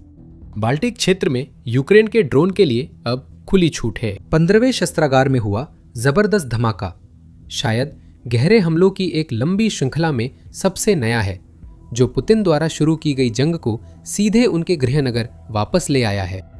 पुतिन के लिए ये बात अब और भी साफ होती जा रही है कि रूस अब यूक्रेन के लंबी दूरी के खेल को संभाल नहीं सकता। ड्रोन का 1000 किलोमीटर दूर उड़कर सही हमला करना पहले कभी नहीं सोचा गया था, लेकिन अब ऐसा हो रहा है और ये यूक्रेन द्वारा समय, ऊर्जा और पैसा लगाकर ठीक वही हथियार विकसित करने का नतीजा है जिनकी उसे जरूरत थी, ताकि रूस को उस जंग का दर्द महसूस हो सके जिसे पुतिन ने शुरू किया था। यूक्रेन की लंबी दूरी रणनीति विकसित हो गई है। जो कभी छिटपुट हमले हुआ करते थे, वे अब एक लगातार चलने वाले अभियान में बदल गए हैं, जिसमें यूक्रेन पूरे शहरों पर महीनों तक बार बार हमला करता है। अब सेंट पीटर्सबर्ग और लेनिनग्राद क्षेत्र में यही हो रहा है। हाल के महीनों में यूक्रेन ने तेल रिफाइनरियों, बंदरगाहों और गोला बारूद डिपो में बड़े जलते गड्ढे बना दिए हैं। यूक्रेन का मुख्य लक्ष्य रूस की अर्थव्यवस्था को कमजोर करना और पुतिन की युद्ध मशीन को अंदर से पंगु बनाना है। यह काम कर रहा है। रूस का वसंत हमला असफल रहा और पुतिन को मामूली क्षेत्रीय लाभ के लिए हर महीने 30,000 से अधिक सैनिकों का नुकसान उठाना पड़ा। ये कोई संयोग नहीं है, यह सीधे तौर पर उन हमलों का परिणाम है जो हमने 6 जून को देखे थे। और 2 चीजें हैं जो इस पहले से ही खराब स्थिति को और भी बुरा बना देती है और इसे पुतिन के लिए एक बुरे सपने में बदल देती है। रूस यूक्रेन जो कर रहा है उसे रोक नहीं सकता और बहुत कुछ आने वाला है। रूस का विशाल आकार जो उसकी ताकत था, अब उसकी सबसे बड़ी कमजोरी बन गया है। एक विशाल भूभाग जो जमीनी सेनाएं रोक सकता था, वह यूक्रेन के ड्रोन और मिसाइलों को उनके लक्ष्य तक पहुंचने से नहीं रोक सका। रूस अपनी वायु रक्षा कमजोर पाकर यूक्रेन को रोकने में असमर्थ है। 6 जून को 40 ड्रोन में से सिर्फ 8 ने रूस के 15वें शस्त्रागार को नष्ट किया। रूस की वायु रक्षा कुछ ड्रोन गिरा रही है, लेकिन यह उसके क्षेत्र में घुस रहे ड्रोन के झुंड को रोकने के लिए काफी नहीं है। सटीकता ने जमीनी हमले की जगह ली है। रूस के पास इसका कोई जवाब नहीं है। आगे क्या होने वाला है, इसके बारे में हमें यूक्रेनी राष्ट्रपति वोलोदिमिर ज़ेलेंस्की से थोड़ा सा संकेत मिला है। मई के मध्य में ज़ेलेंस्की ने बताया कि उन्होंने जून में रूस पर यूक्रेन के गहरे हमलों की योजना मंजूर की है। कुछ भी यादृच्छिक नहीं, सब कुछ सोच समझकर और पूरी तैयारी से किया गया है। इसी वजह से यूक्रेन के हमले सफल होते हैं और पुतिन हर रात बंकर में डरे रहते हैं। यूक्रेन ने 1 हफ्ते से कम में सेंट पीटर्सबर्ग की प्रमुख नौसैनिक संपत्तियां नष्ट कर दी। महीने भर लंबी दूरी के हमलों की योजना बनी है। रूस सिर्फ अनुमान लगा सकता है कि यूक्रेन अगला हमला किस पर करेगा। खाना, शानदार खाना। कोई भी सेना कितनी भी ताकतवर हो, सैनिक भूखे हों तो ठीक से काम नहीं कर सकती। यूक्रेन जानता है और उसने रूस की सेना को भूखा मारने के लिए चाल चली है। अब बात सीधे सैनिकों को मारने या सैन्य ढांचे को पंगु बनाने की नहीं रही। यूक्रेन ने रूस को ऐसा पेट पर वार किया है, इतना गहरा कि उसने पुतिन की युद्ध मशीन का पेट ही चीर दिया है। एक चीज जिसके बिना कोई भी सेना जिंदा नहीं रह सकती अब खतरे में है, और इसका असर सिर्फ रूस के सैनिकों पर ही नहीं बल्कि उस प्रायद्वीप पर भी महसूस किया जा रहा है जिसे 2014 से अवैध रूप से कब्जा किया गया है। आइए यूक्रेन के दक्षिण में चेर्निहिवका चलते हैं। पुतिन के आक्रमण के अधिकांश समय के दौरान चेर्निहिवका रूस द्वारा कब्जा किए गए दक्षिण में रखी गई फील्ड सेनाओं के 3 मुख्य अड्डों में से एक के रूप में काम करता रहा है। ये बहुत महत्वपूर्ण है। यह अड्डा 2 अन्य अड्डों के साथ यूक्रेन के दक्षिण में रूसी सेना की रसद का मुख्य केंद्र है और इसका बचा रहना पुतिन के गुर्गों का पेट भरते रहने के लिए अहम है। बस इतना ही कि वे यूक्रेन की रक्षा के खिलाफ अपनी निष्फल हमले शुरू कर सके और उस क्षेत्र की अपनी रक्षा बनाए रख सके जिसे उन्होंने अवैध रूप से कब्जा कर रखा है।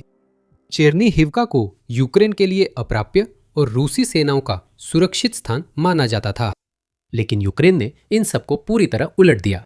1 जून को यूक्रेन की 422वीं अलग रेजिमेंट की मानव रहित प्रणालियों की सेना ने जापोरिजिया ओब्लास्ट के येलिसाइविवका बस्ती के पास एक रूसी सप्लाई ट्रक पर सीधा हमला किया। सिर्फ इतना ही काफी उल्लेखनीय होता। यूक्रेन जब कोई सप्लाई ट्रक नष्ट करता है तो रूस की सेना तक खाना और हथियार नहीं पहुंच पाते। इस हमले की खास बात है कि यह चेर्निहिवका से सिर्फ 23 किलोमीटर दूर हुआ। मामला सिर्फ इतना नहीं कि हमला 23 किमी दूर था। यूक्रेन के ड्रोन चेर्निहिवका के दक्षिण पूर्व में 23 किमी तक पहुंचे, जिससे साबित होता है कि वे रूस के अजेय माने गए बेस तक और उससे आगे सप्लाई ट्रक तक भी पहुंच सकते हैं और उसे नष्ट कर सकते हैं। यूक्रेन ने जो अभी किया है वह सिर्फ एक अहम सड़क पर ट्रक पर हमला करने से कहीं आगे की बात है। यूक्रेन युद्ध विश्लेषक क्लेमेंटे मोलन के अनुसार अब यूक्रेन रूसी ट्रकों पर सामरिक पोजीशन पर पहुंचने पर हमला कर रहा है। मोलन अपने एक्स पोस्ट में बताते हैं कि अब कुछ ही कस्बे बचे हैं जहां मोर्चे की 4 सेनाओं, उनकी लॉजिस्टिक्स और कमांड पोस्ट को जगह मिल सकती है। मुख्य क्षेत्र रेलवे के साथ है जो चेर्निहिवका, कामियांका व रूजिवका के पास है। जितना ज्यादा यूक्रेन इन कस्बों को सामरिक स्तर पर आपूर्ति देने वाले लॉजिस्टिक नेटवर्क पर हमला कर पाता है, रूस के लिए इन 3 बस्तियों को बेस बनाने वाली 4 सेनाओं को आपूर्ति करना उतना ही मुश्किल हो जाता है। ये वही गहरा वार है जो सेना के पेट में चीर कर घुसता है। यूक्रेन का रूस की लॉजिस्टिक्स पर अभियान सिर्फ ईंधन और सैन्य उपकरण रोकने तक सीमित नहीं है। रूस के नष्ट किए गए ट्रक कुछ भी ले जा सकते थे, जिसमें वे जरूरी खाद्य सामग्री भी शामिल है जो उस जमीनी सेना को ऊर्जा देने के लिए चाहिए, जिसे यूक्रेन के दक्षिण और पूर्व में लगातार हमले करने का आदेश दिया गया है। जब सैनिकों के पेट में खाना नहीं होता तो वे हमले या तो होते ही नहीं हैं या फिर बहुत कमजोर हो जाते हैं। चेर्निहिवका से 23 किलोमीटर दक्षिण पूर्व में एक जलता सप्लाई ट्रक रूस के लिए चेतावनी है कि अब 4 फील्ड आर्मी अपने ठिकानों से भूखे बाहर निकलने के खतरे में हैं। यहीं से रूस के लिए स्थिति गंभीर हो जाती है। अगर ये केवल एक जलते सप्लाई ट्रक की बात होती तो ज्यादा मायने नहीं रखता। सप्लाई से भरा एक ट्रक खोना रूस को नुकसान जरूर पहुंचाता है, लेकिन यह किसी फील्ड आर्मी को पंगु बनाने के लिए काफी नहीं है। 4 तो दूर की बात है। ये सिर्फ एक ट्रक नहीं बल्कि सैकड़ों ट्रक है। यूक्रेन ने मिड रेंज अभियान शुरू कर उन इलाकों में रूसी सप्लाई बंद कर दी है जहां रूस को यूक्रेन के हमले की उम्मीद नहीं थी। 30 मई से 1 जून के बीच के 3 दिन इस अभियान में यूक्रेन को मिल रही जबरदस्त सफलता को दर्शाते हैं। 30 मई को रूस ने यूक्रेन के मिड रेंज स्ट्राइक ड्रोन के कारण 483 वाहन और फ्यूल टैंकर खो दिए। अगले दिन और भी ज्यादा नुकसान हुआ, 524 वाहन खो दिए गए और 1 जून को यूक्रेन ने लगातार तीसरे दिन रूस के सप्लाई वाहनों को निशाना बनाते हुए 384 और वाहनों को नष्ट किया, जिससे 3 दिनों का औसत 463 रूसी ट्रक प्रतिदिन हो गया। अगर चेर्निहिवका में ट्रक दिखाता है कि यूक्रेन रूस की अपेक्षा से गहराई तक हमला कर सकता है, तो इन 3 दिनों में हुए बड़े हमले बताते हैं कि यूक्रेन इतनी संख्या में मीडियम रेंज ड्रोन बना रहा है कि वो रूस की दक्षिणी सेनाओं को खत्म कर सकता है। बिल्कुल ऐसा नहीं है कि भूखे रूसी सैनिकों की कहानियां कोई नई बात है। 2026 की शुरुआत में यूक्रेनी खुफिया एजेंसियों ने बताया कि कुछ रूसी सैनिक भूख के कारण मारे गए साथियों के शव खा रहे हैं। आरएफयू रिपोर्ट्स के अनुसार कुछ मामलों में रूसी सैनिक खाना पाने के लिए एक दूसरे को गोली मार रहे हैं। डोनेट्स्क के लेमन फ्रंट पर इंटरसेप्ट किए गए संचार से पता चलता है कि यूक्रेन के पूर्वी हिस्से में रूस की लॉजिस्टिक्स पहले ही समस्या में है। पहले हमें दिन में 2 बार 1-2 चॉकलेट बार मिलते थे, अब तीसरा दिन है जब हमने कुछ नहीं खाया और कल चौथा दिन होगा, एक सैनिक ने रिकॉर्डिंग में कहा। लेकिन यूक्रेन जो अपने दक्षिणी क्षेत्रों में कर रहा है वह अलग है। इन सभी कहानियों में रूसी सैनिकों के ऐसे अलग थलग मामले शामिल हैं जो खाने के लिए इतने मजबूर हो जाते हैं कि पेट भरने के लिए किसी भी हद तक चले जाते हैं। हाँ, यूक्रेनी अभियानों ने इन सैनिकों की आपूर्ति रोकने में भूमिका निभाई, लेकिन यूक्रेन की ओर से कोई संगठित प्रयास नहीं था। अब रूस की पिछली लॉजिस्टिक्स को पंगु करने के लिए पूरा अभियान तैयार किया गया है और इसे लॉजिस्टिक्स लॉकडाउन इनिशिएटिव जैसी समर्पित योजनाओं का समर्थन मिल रहा है, जिसे यूक्रेन के रक्षा मंत्रालय ने मई के आखिर में बनाया था। नई पीढ़ी के ड्रोन अब यूक्रेन को और गहराई व ताकत से हमला करने में सक्षम बनाते हैं। उन ड्रोन को ध्यान में रखें, हम अभी थोड़ी देर में फिर से उन पर लौटेंगे। अब लौटते हैं 3 कस्बों पर, चेरनिहिवका, कामियांका और रोजिवका, जिनका मोलन ने जिक्र किया था। ये रूस की 4 फील्ड आर्मी के ठिकाने ही नहीं बल्कि लॉजिस्टिकल चोक पॉइंट्स भी हैं। हर दिन सैकड़ों ट्रकों में खाना सामान इन कस्बों से गुजरता है। ट्रेनें इन कस्बों तक नहीं जा सकती और वे यूक्रेन के ड्रोन हमलों का बड़ा निशाना बनेंगी। रूस अपने ट्रकों के लिए जितने भी वैकल्पिक रास्ते चुन ले, अंत में दक्षिणी फील्ड आर्मियों को खाना और सामान पहुंचाने के लिए इन 3 कस्बों पर आना ही पड़ेगा। यह टालना संभव नहीं है। जो अभेद्य था अब उस पर हमला हुआ है। यूक्रेन इन लॉजिस्टिक चौक पॉइंट्स को रूस की दक्षिणी सेनाओं के लिए घातक बना सकता है। यूरोमैदान प्रेस एक ऐसे भविष्य की कल्पना करता है जहां यूक्रेन इन 3 बस्तियों की ओर AI मिडिल रेंज ड्रोन के झुंड भेजता है। उन ड्रोनों को इस तरह प्रोग्राम किया जाएगा कि वे उन ट्रकों पर हमला करें जिन्हें वे देखेंगे, ठीक उन जगहों पर जहां रूस को उन ट्रकों की सबसे ज्यादा जरूरत है। इन वाहनों को चेरनिहिवका, कामियांका और रोजिवका में एकत्र होना है। रूस की सैन्य योजना से उसके पास विकल्प नहीं बचे। यूक्रेन ने दिखा दिया कि वह रूसी पीछे तक पहुंच सकता है। अब अगला कदम है संगठित अभियान चलाना, ताकि ये लॉजिस्टिक केंद्र रूस की 4 दक्षिणी फील्ड आर्मियों के लिए बेकार हो जाएं। यूक्रेन के पास इसे करने के लिए ड्रोन हैं। 30 मई को BBC ने बताया कि पिछले हफ्ते यूक्रेनी ड्रोन ने रूस के उन वाहनों को निशाना बनाया जो क्रीमिया और दक्षिणी यूक्रेन के कब्जे वाले इलाकों को जोड़ने वाले रास्तों पर भोजन, ईंधन और गोला बारूद ले जा रहे थे।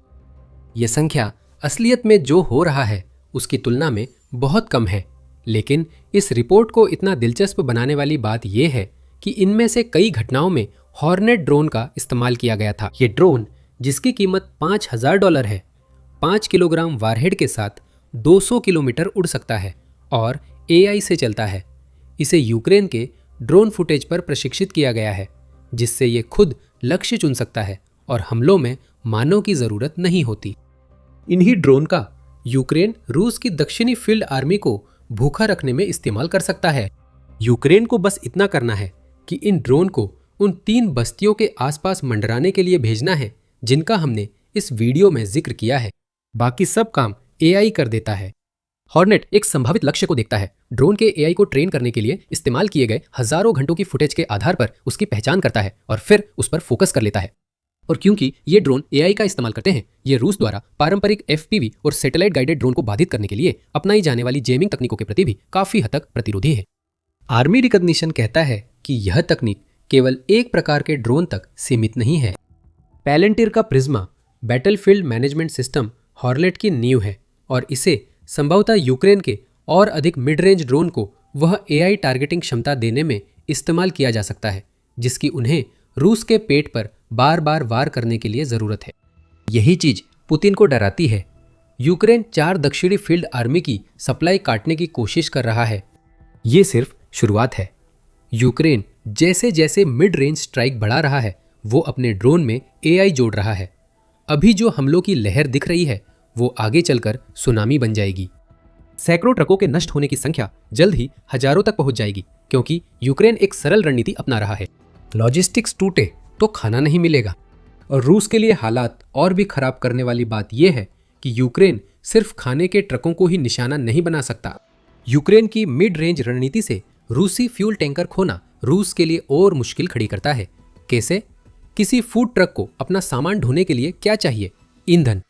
अगर रूसी ईंधन उन्हीं सड़कों पर जल रहा है जहां खाना तबाह हो रहा है, तो आपको भूखमरी का डबल झटका लग सकता है। जो ईंधन खो गया उसका अब इस्तेमाल नहीं हो सकता, इसलिए यूक्रेन के दक्षिण के लिए खाना ले जा रहे सप्लाई ट्रक भी कहीं नहीं जा सकते। उन्हें मारे बिना ही पंगु बना दिया गया है। और अगर आपको इस बात पर कोई शक है कि ऐसा हो सकता है, तो बीबीसी बताता है कि आपको शक क्यों नहीं करना चाहिए। ध्यान दें कि क्रीमिया में भारी ईंधन की कमी है, जिसके कारण पेट्रोल पंपों को ड्राइवरों को प्रति वाहन केवल 20 लीटर ईंधन खरीदने की सीमा लगानी पड़ी है। ये गैस क्रीमिया से फूड ट्रक को दक्षिण तक ले जाने के लिए काफी नहीं है। रूस जब भी क्रीमिया को यूक्रेन के कब्जे वाले दक्षिण से जोड़ने वाले रास्ते पर डीजल या पेट्रोल ट्रक भेजता है, तो वो यूक्रेन के ड्रोन हमले को न्योता देता है। क्रीमिया की बात करें तो वह प्रायद्वीप जिसे रूस ने 2014 में कब्जा कर लिया था, वह भी यूक्रेन के रूस के पेट पर किए गए वारों से नहीं बच पाया है। यूक्रेन के रूसी सेना को भूखा मारने के प्रयास से क्रीमिया में खाद्य समस्या बढ़ रही है। इससे पहले कि हम गहराई में जाएं, द मिलिट्री शो आपको सुर्खियां ही नहीं पूरी तस्वीर दिखाता है। आज ही सब्सक्राइब करें ताकि आप यूक्रेन में रूस की सेना की असली हालत दिखाने वाले हमारे किसी भी वीडियो को मिस न करें। 9 जून को यूनाइटेड 24 मीडिया ने क्रीमिया के खाद्य बाजार की स्थिति पर रिपोर्ट प्रकाशित की। यूक्रेन के सेंटर फॉर काउंटरिंग डिसइंफॉर्मेशन के अनुसार क्रीमिया की कई दुकानों में अनाज, आटा, चीनी, पास्ता और नमक जैसी जरूरी चीजें खत्म हो रही हैं। केंद्र का कहना है कि कुछ रिटेल चेन एक व्यक्ति को बेचे जाने वाले सामान की मात्रा पर पाबंदी लगा चुकी है, जिससे घबराहट बढ़ रही है। और इसमें कहा गया है कि इस स्थिति का कारण यह है कि यूक्रेनी मिड रेंज हमले रूसी खाद्य ट्रकों को प्रायद्वीप तक पहुंचने से रोक रहे हैं। जैसे अपने सैनिकों को खाना खिलाने में असफल होना ही पर्याप्त समस्या नहीं थी, अब पुतिन और उनके क्रेमलिन साथी नागरिकों को प्रभावित करने वाली खाद्य कमी से भी जूझ रहे हैं। यह पुतिन के लिए एक बड़ी समस्या है। जितना भी क्रीमिया की कठपुतली सरकार ये दिखाने की कोशिश करे कि कुछ नहीं हो रहा, वे उन लोगों की आंखों में धूल नहीं झोंक सकते जो साफ साफ खाली सुपरमार्केट की अलमारियां देख रहे हैं। प्रचार लोगों के पेट में खाना नहीं डालता और बताया जा रहा है कि क्रीमिया में इस मुद्दे को लेकर पहले से ही जनता की चिंता बढ़ रही है। रूस क्रीमियन प्रायद्वीप में आपूर्ति बनाए रखने की क्षमता खो रहा है और यह सतह पर जितना दिखता है उससे भी बड़ा समस्या है। इस खाद्य संकट का कारण क्रीमियन लैंड ब्रिज पर यूक्रेन के हमले हैं, जो रूस नियंत्रित प्रायद्वीप को यूक्रेन के दक्षिणी क्षेत्रों से जोड़ता है। दूसरे शब्दों में कहें तो यहाँ दोनों तरफ से चीजें चल रही है। दक्षिणी क्षेत्रों की आपूर्ति क्रीमिया नहीं पहुंच रही, यह तो स्पष्ट है। हालांकि रूस भी रूसी मुख्य भूमि से क्रीमिया में आपूर्ति पहुंचाता है, अक्सर केर्च पुल के माध्यम से। वे आपूर्तियां उन्हीं रूट से भेजी जाती हैं जिन पर यूक्रेन हमला कर रहा है, खासकर दक्षिण और चेरनिहिव, पेम्यांका, रोजिवका के चोक पॉइंट्स की ओर। आप समझ सकते हैं कि इसका क्या अर्थ है। क्रीमिया के नागरिकों को खाद्य आपूर्ति घटती दिख रही है क्योंकि रूस आपूर्ति को मोर्चे पर भेज रहा है, लेकिन यह तरीका भी विफल रहेगा। यूक्रेन की मध्यम दूरी के हमले बढ़ने से क्रीमिया से दक्षिणी क्षेत्रों में आपूर्तियां अब नहीं पहुंचती। चारों फील्ड आर्मी भूखी रह जाती है, जिससे यूक्रेन के दक्षिण और पूर्व में हमले कमजोर पड़ते हैं। यूक्रेन के पास ताकत है। इस समय वे कब्जे वाले सभी क्षेत्रों में रूस का गला घोंट रहे हैं, लेकिन मामला इससे भी गहरा है। दक्षिण की चारों फील्ड आर्मी को डर है कि यूक्रेन उनकी खाद्य आपूर्ति नष्ट कर सकता है और क्रीमिया के कब्जाधारी सुपरमार्केट की खाली शेल्फें देख रहे हैं, जिससे और भी खाद्य समस्याएं बढ़ रही है। ये समस्याएं सिर्फ कब्जे वाले क्षेत्रों ही नहीं, रूस पर भी असर डाल रही हैं। हम ये नहीं कह रहे कि रूस भी वैसी खाद्य कमी से जूझ रहा है जैसी उसके कब्जाधारियों को झेलनी पड़ रही है। ऐसा कहना गलत होगा। रूस में 4 साल की जंग से अर्थव्यवस्था पंगु हो गई है और खाने पीने की चीजों के दाम इतने बढ़ गए हैं कि आम लोग उन्हें झेल नहीं सकते। रैक पर अभी भी खाना मौजूद है, लेकिन महंगाई के कारण वो खाना इतना महंगा हो गया है कि रूसी नागरिकों के लिए इतने लंबे समय बाद खाना खरीदना पहले से कहीं ज्यादा मुश्किल हो गया है। यहाँ दिखता है कि यूक्रेन को रूस को भूखा रखने के लिए रूस का पेट सीधे निशाना बनाने की जरूरत नहीं है। रूस से जुड़ी किसी भी चीज पर हमला करना ही काफी है, और यूक्रेन जब भी सफलतापूर्वक बचता है तो पुतिन और उनके लोगों की स्थिति और खराब हो जाती है। बीबीसी ने फरवरी में रूस की खाद्य मुद्रास्फीति की समस्या की गंभीरता उजागर की थी। एक मॉस्को के विज्ञापन विशेषज्ञ ने बताया कि उसका मासिक खाद्य बजट $450 से बढ़कर $555 हो गया, जो 22% की वृद्धि है। यह कई वर्षों में नहीं हुआ। वो जबरदस्त मूल्य वृद्धि अलेक्जेंडर पर सिर्फ 1 महीने में पड़ी थी। अगर हम व्यापक दृष्टिकोण से देखें तो हम देख सकते हैं कि रूस में लगभग सभी बुनियादी वस्तुओं की कीमतें 24 से 26% तक बढ़ गई हैं। आलू और चॉकलेट सबसे बड़े दोषी हैं, क्योंकि 2 साल में उनकी कीमतें क्रमशः 167% और 125% बढ़ी। आप जहां भी देखें यही कहानी है। रूस में 2024 से 2026 की शुरुआत तक दूध की कीमत 59% बढ़ी। अब डिब्बाबंद बीन्स 55% ज्यादा महंगी हो गई हैं। चीज 50% महंगा हो गया है, और यहां तक कि एक साधारण सफेद ब्रेड भी 2026 में रूसियों को 2024 की तुलना में 45% ज्यादा खर्च करवाती है। ये यूक्रेन युद्ध की वो कीमत है जो रूस को चुकानी पड़ रही है, जिसे हम अक्सर नहीं देख पाते। सीधे मोर्चे पर भूखमरी के साथ साथ मुख्य भूमि पर खाद्य कीमतें भी असहनीय बढ़ रही है। मॉस्को टाइम्स ने अप्रैल में भी इस पर रिपोर्ट की थी। दावा है कि रूस में सस्ते खाद्य और स्टोर ब्रांड चीजों की मांग बढ़ रही है, क्योंकि खरीदार अब पहले जैसे ब्रांडेड सामान नहीं खरीद पा रहे हैं। रूस अब भी यह दावा करने की कोशिश करता है कि वास्तविक आय में वृद्धि कुछ हद तक स्वस्थ है। राज्य सांख्यिकी एजेंसी रोस्टेट ने यह जरूर नोट किया कि 2025 में वृद्धि धीमी हो गई, जो 2024 के 8.2% से घटकर 7.4% रह गई, और 2025 की अंतिम तिमाही में आय वृद्धि घटकर 5.8% रह गई। ये आंकड़े आधे ठीक ठाक होते अगर ये तथ्य न होता कि खाद्य मुद्रास्फीति इन वृद्धि के आंकड़ों से कई गुना तेज है, वो भी सबसे बुनियादी चीजों के लिए। फिर से रूस में खाने की कमी का खतरा नहीं है। मॉस्को में क्रीमिया जैसी स्थिति संभव नहीं है। पुतिन के युद्ध का आर्थिक असर अब आम रूसी नागरिकों पर दिख रहा है।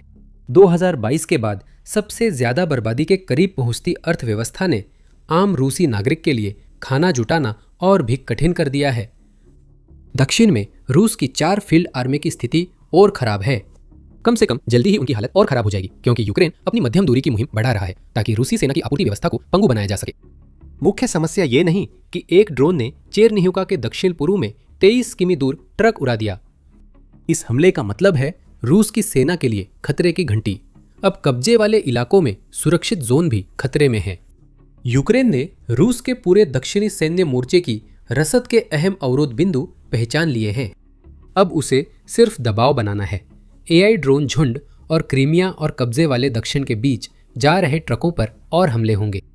जल्द ही खाली क्रीमिया की अलमारियों और 4 फील्ड आर्मी के लिए खाना खत्म हो जाएगा। इसका नतीजा होगा कमजोर होते हमले, और यूक्रेन के पास रूस को पीछे धकेल ले और जवाबी कार्रवाई करने के पहले से कहीं ज्यादा मौके होंगे। क्रीमिया सबसे साफ संकेत देता है कि रूस को खाने और ईंधन की सबसे ज्यादा कमी का सामना करना पड़ रहा है, जितना किसी और कब्जे वाले इलाके में नहीं। एक सैनिक खुले मैदान में सावधानी से चलता है। वह उसे देखने से पहले दुश्मन ड्रोन की अनोखी भनभनाहट सुनता है। ऊपर देखकर वह एक बिना पायलट वाला हवाई वाहन अपनी ओर आते देखता है, जिसे वह साधारण ड्रोन समझता है, जबकि वह एक अत्याधुनिक घातक रोबोट ड्रोन है। इसमें एक उन्नत दिमाग है जो सैनिक के चेहरे को लॉक कर सकता है। वह यूएवी की ओर राइफल से गोलियां चलाता है, पर सब व्यर्थ है। उसकी किस्मत पहले ही तय है। कुछ ही सेकंड में ड्रोन हमला करने के लिए आगे बढ़ता है और एक उच्च गति वाली गोली सीधे सैनिक के सिर में दाग देता है। उसके शरीर के जमीन पर गिरने से पहले ही उसकी मौत हो जाती है। ये किसी साइंस फिक्शन हॉरर फिल्म जैसा लगता है, लेकिन असल में ये यूक्रेन मोर्चे पर रूसी सैनिकों की नई कठोर हकीकत है। उन्होंने सोचा था कि यह पारंपरिक संघर्ष है। उम्मीद थी कि सामने यूक्रेनी सैनिक होंगे, बहादुर व अनुशासित, पर वे भी इंसान ही होंगे। अब क्रेमलिन के सैनिक स्टील, एल्यूमिनियम और कार्बन फाइबर रीइंफोर्स्ड पॉलीमर से बने ऐसे विरोधियों का सामना कर रहे हैं जिनकी मारक क्षमता पल में जान ले सकती है। घातक मारक मशीनें जिन्हें न तो खाने की जरूरत है और न ही सोने की, और जो कभी नहीं रुकेंगी अपनी नजर में आने वाले हर दुश्मन सैनिक का बेरहमी से शिकार करने की मुहिम में। स्वाभाविक है कि यह नया विकास क्रेमलिन की सेनाओं और यहां तक कि उसके सबसे कठोर सैन्य ब्लॉगर्स के दिलों और दिमाग में भी असली डर और घबराहट पैदा कर रहा है। उदाहरण के लिए टेलीग्राम पर 2 मेजर एक प्रसिद्ध रूसी जेड ब्लॉगर अकाउंट ने हाल ही में लिखा, युद्ध का मैदान अब मशीनों के पारिस्थितिकी तंत्र में बदल रहा है, जहां इंसान पहचान की वस्तु बनते जा रहे हैं। सब कुछ इस ओर बढ़ रहा है कि इंसान कुछ एआई के शिकार बनेंगे, जबकि दूसरी एआई उन्हें बचाएंगी।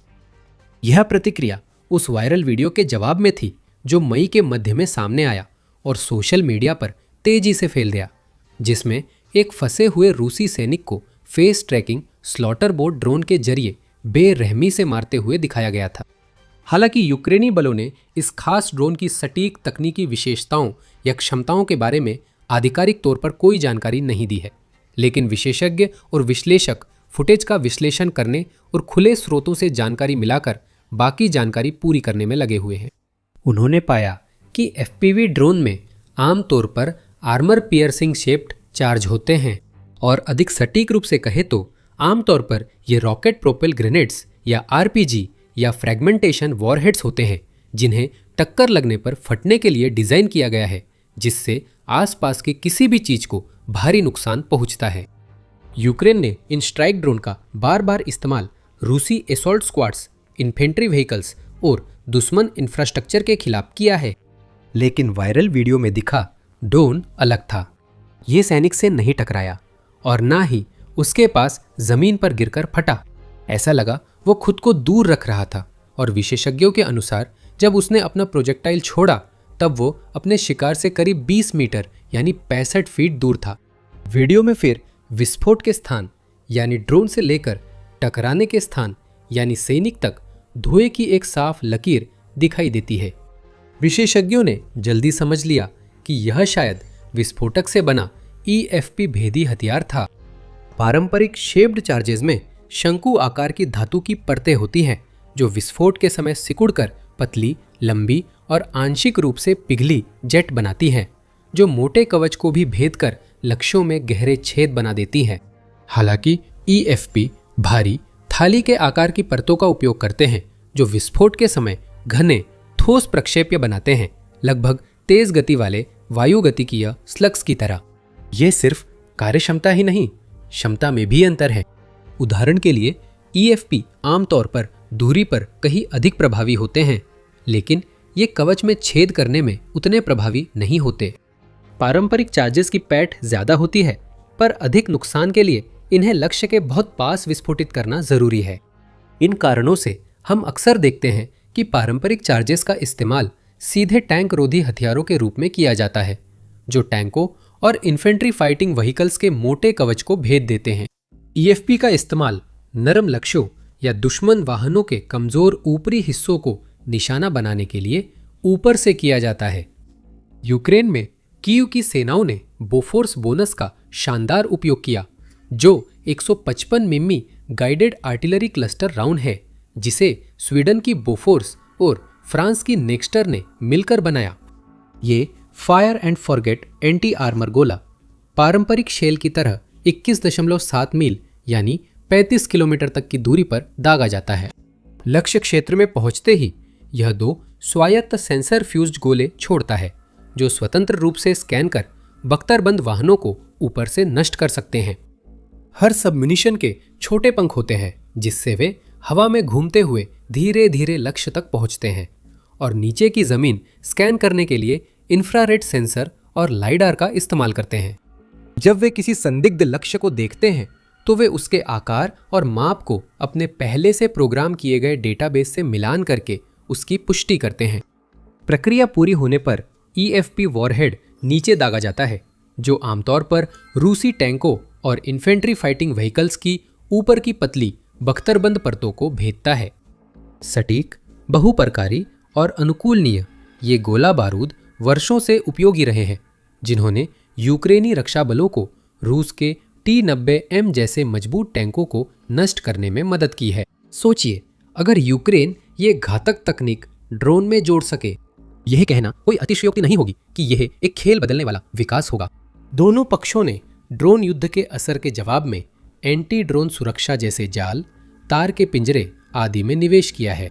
हमने देखा कि रूस ने चेसिस पर बड़े कांटे वाले अस्थायी हेजहोग और टर्टल टैंक पेश किए हैं। यूक्रेन की रक्षा कंपनियों ने टैंकों, लड़ाकू वाहनों और एपीसी के लिए अतिरिक्त आर्मर केज बनाए हैं। ये सभी सुरक्षा उपाय ड्रोन हमलों के खतरे को कम करने के लिए बनाए गए हैं। ये खास तौर पर पारंपरिक चार्ज या कामिकाजे ड्रोन के खतरे पर ध्यान देते हैं, जो लक्ष्य से टकराकर नुकसान पहुंचाते हैं। विचार सीधा है, अगर आप ड्रोन को वाहन के मुख्य ढांचे से दूर फटने के लिए मजबूर कर सकते हैं तो वह उतना प्रभावी नहीं रहेगा। अगर आप EFP से लैस ड्रोन भेजें तो स्थिति बदल जाती है, क्योंकि इन ड्रोन को अपने लक्ष्य को नष्ट करने के लिए पास जाने की जरूरत नहीं होती। ये उनके ऊपर दर्जनों फीट दूर हवा में मंडरा सकते हैं, पिंजरे और स्पाइक्स से काफी दूर, और फिर उनकी सुरक्षा को भेद सकते हैं। अगर यूक्रेन बड़े पैमाने पर ऐसे ड्रोन बना और तैनात कर सके तो वह रूस की ड्रोन रक्षा प्रणाली को कमजोर कर सकता है, जिससे क्रेमलिन को टैंकों और संसाधनों के नुकसान का खतरा बढ़ जाएगा, जो पहले ही भारी नुकसान झेल चुका है। हालांकि इसमें कुछ कमियां भी हैं। सबसे खास बात यह है कि इस तरह के वारहेड्स को इस्तेमाल करने के लिए आमतौर पर ऑपरेटर को ज्यादा कौशल की जरूरत होती है। पारंपरिक ड्रोन में ऑपरेटर सिर्फ लक्ष्य खोजने और सीधे उससे टकराने पर ध्यान देता है। उन्हें कभी कभी टैंकों और वाहनों के खास कमजोर हिस्सों या दुश्मन की एयर डिफेंस सिस्टम पर सैटेलाइट डिश जैसे लक्ष्यों को निशाना बनाना पड़ता है, जो थोड़ा मुश्किल हो सकता है।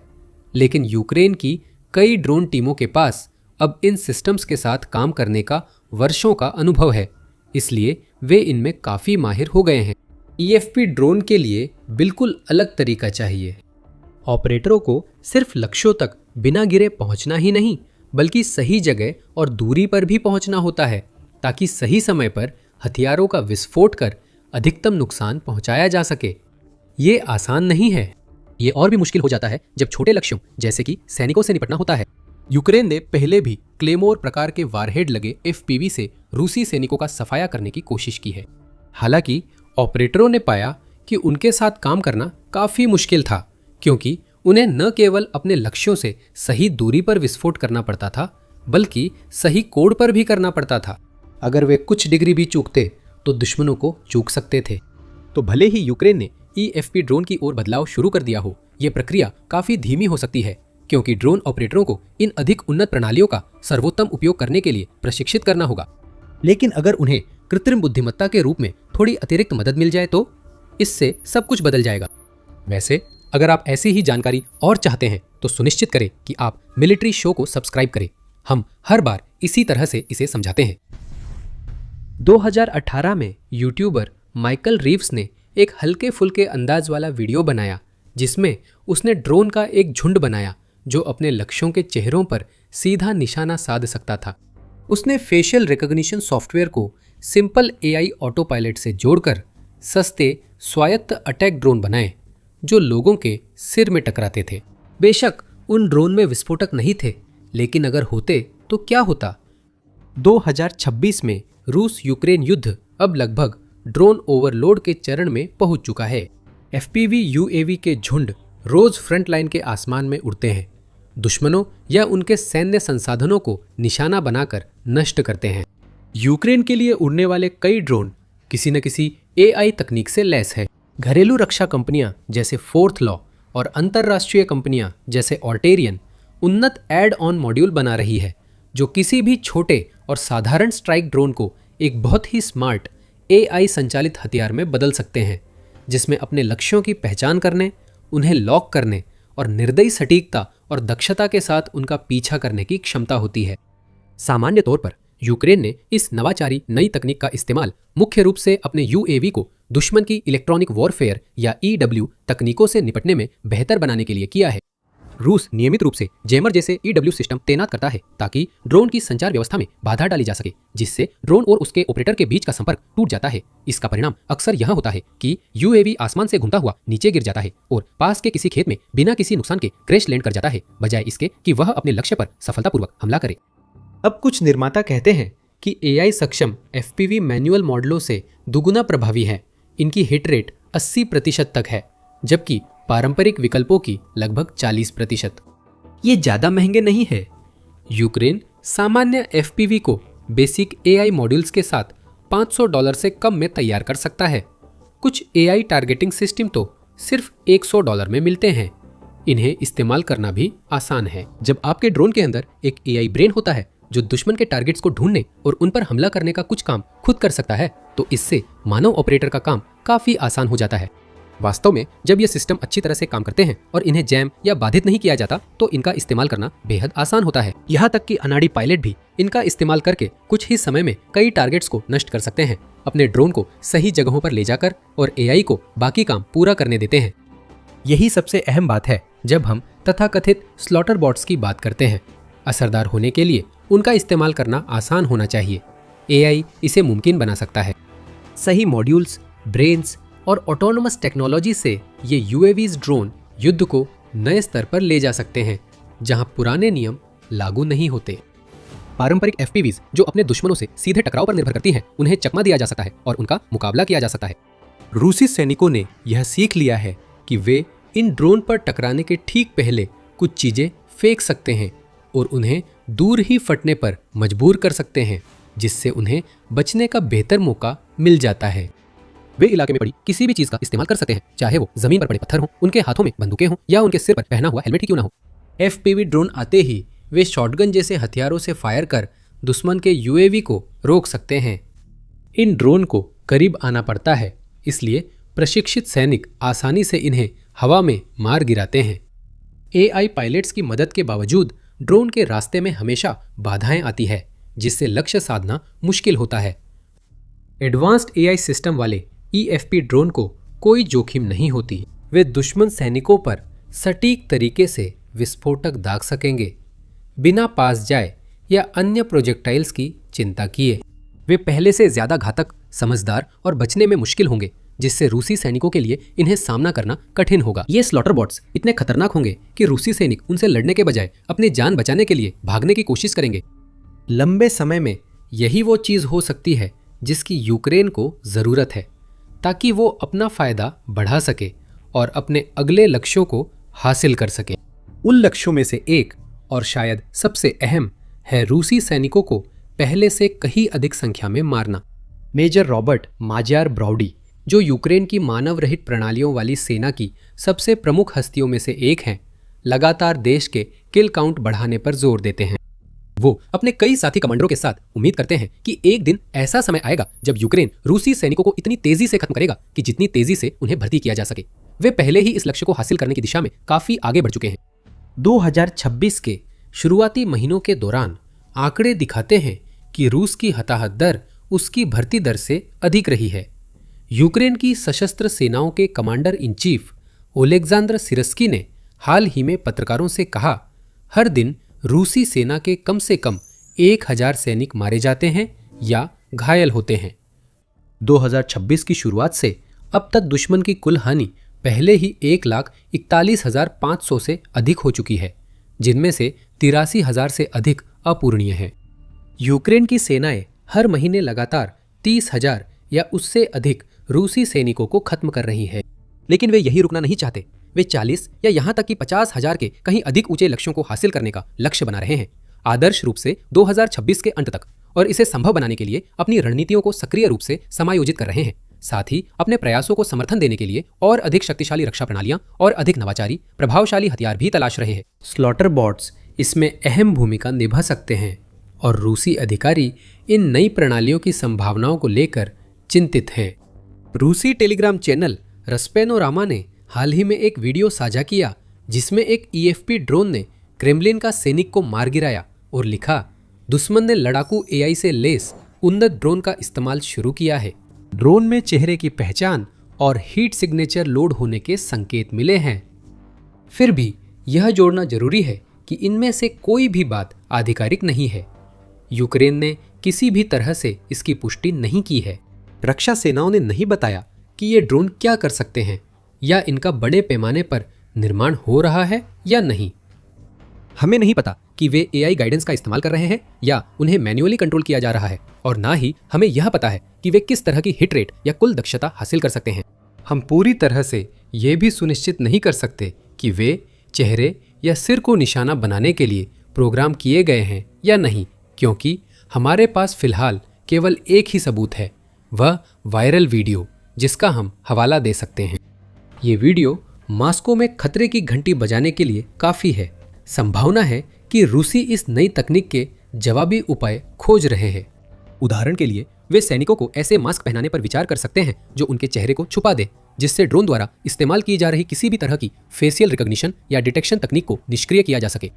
सैनिकों को सिखाया जा सकता है कि ड्रोन ऊपर हों तो वे चेहरे या सिर को बाहों से ढक लें या सिकुड़ जाएं, ताकि दुश्मनों के लिए कम दिखें और स्पष्ट लक्ष्य न बने।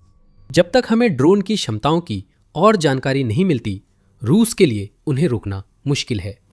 यूक्रेन की घरेलू रक्षा उद्योग में सुधार हो रहा है, जिससे ये कहना कठिन है कि भविष्य में झुंड में उड़ने वाले बॉट्स कितनी भूमिका निभाएंगे।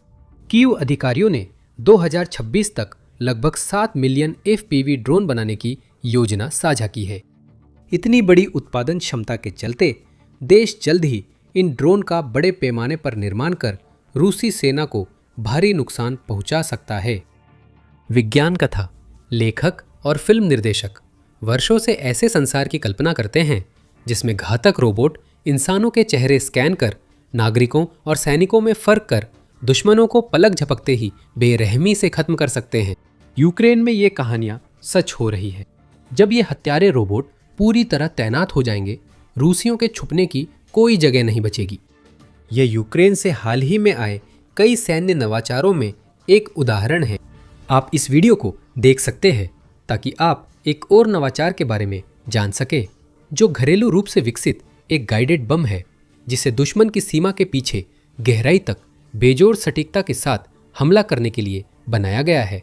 आप यह वीडियो देख सकते हैं कि कैसे रूसी राष्ट्रपति व्लादिमीर पुतिन के खिलाफ फंदा कसता जा रहा है और कई देश उन्हें और उनके साथियों को जेल भेजने की तैयारी कर रहे हैं।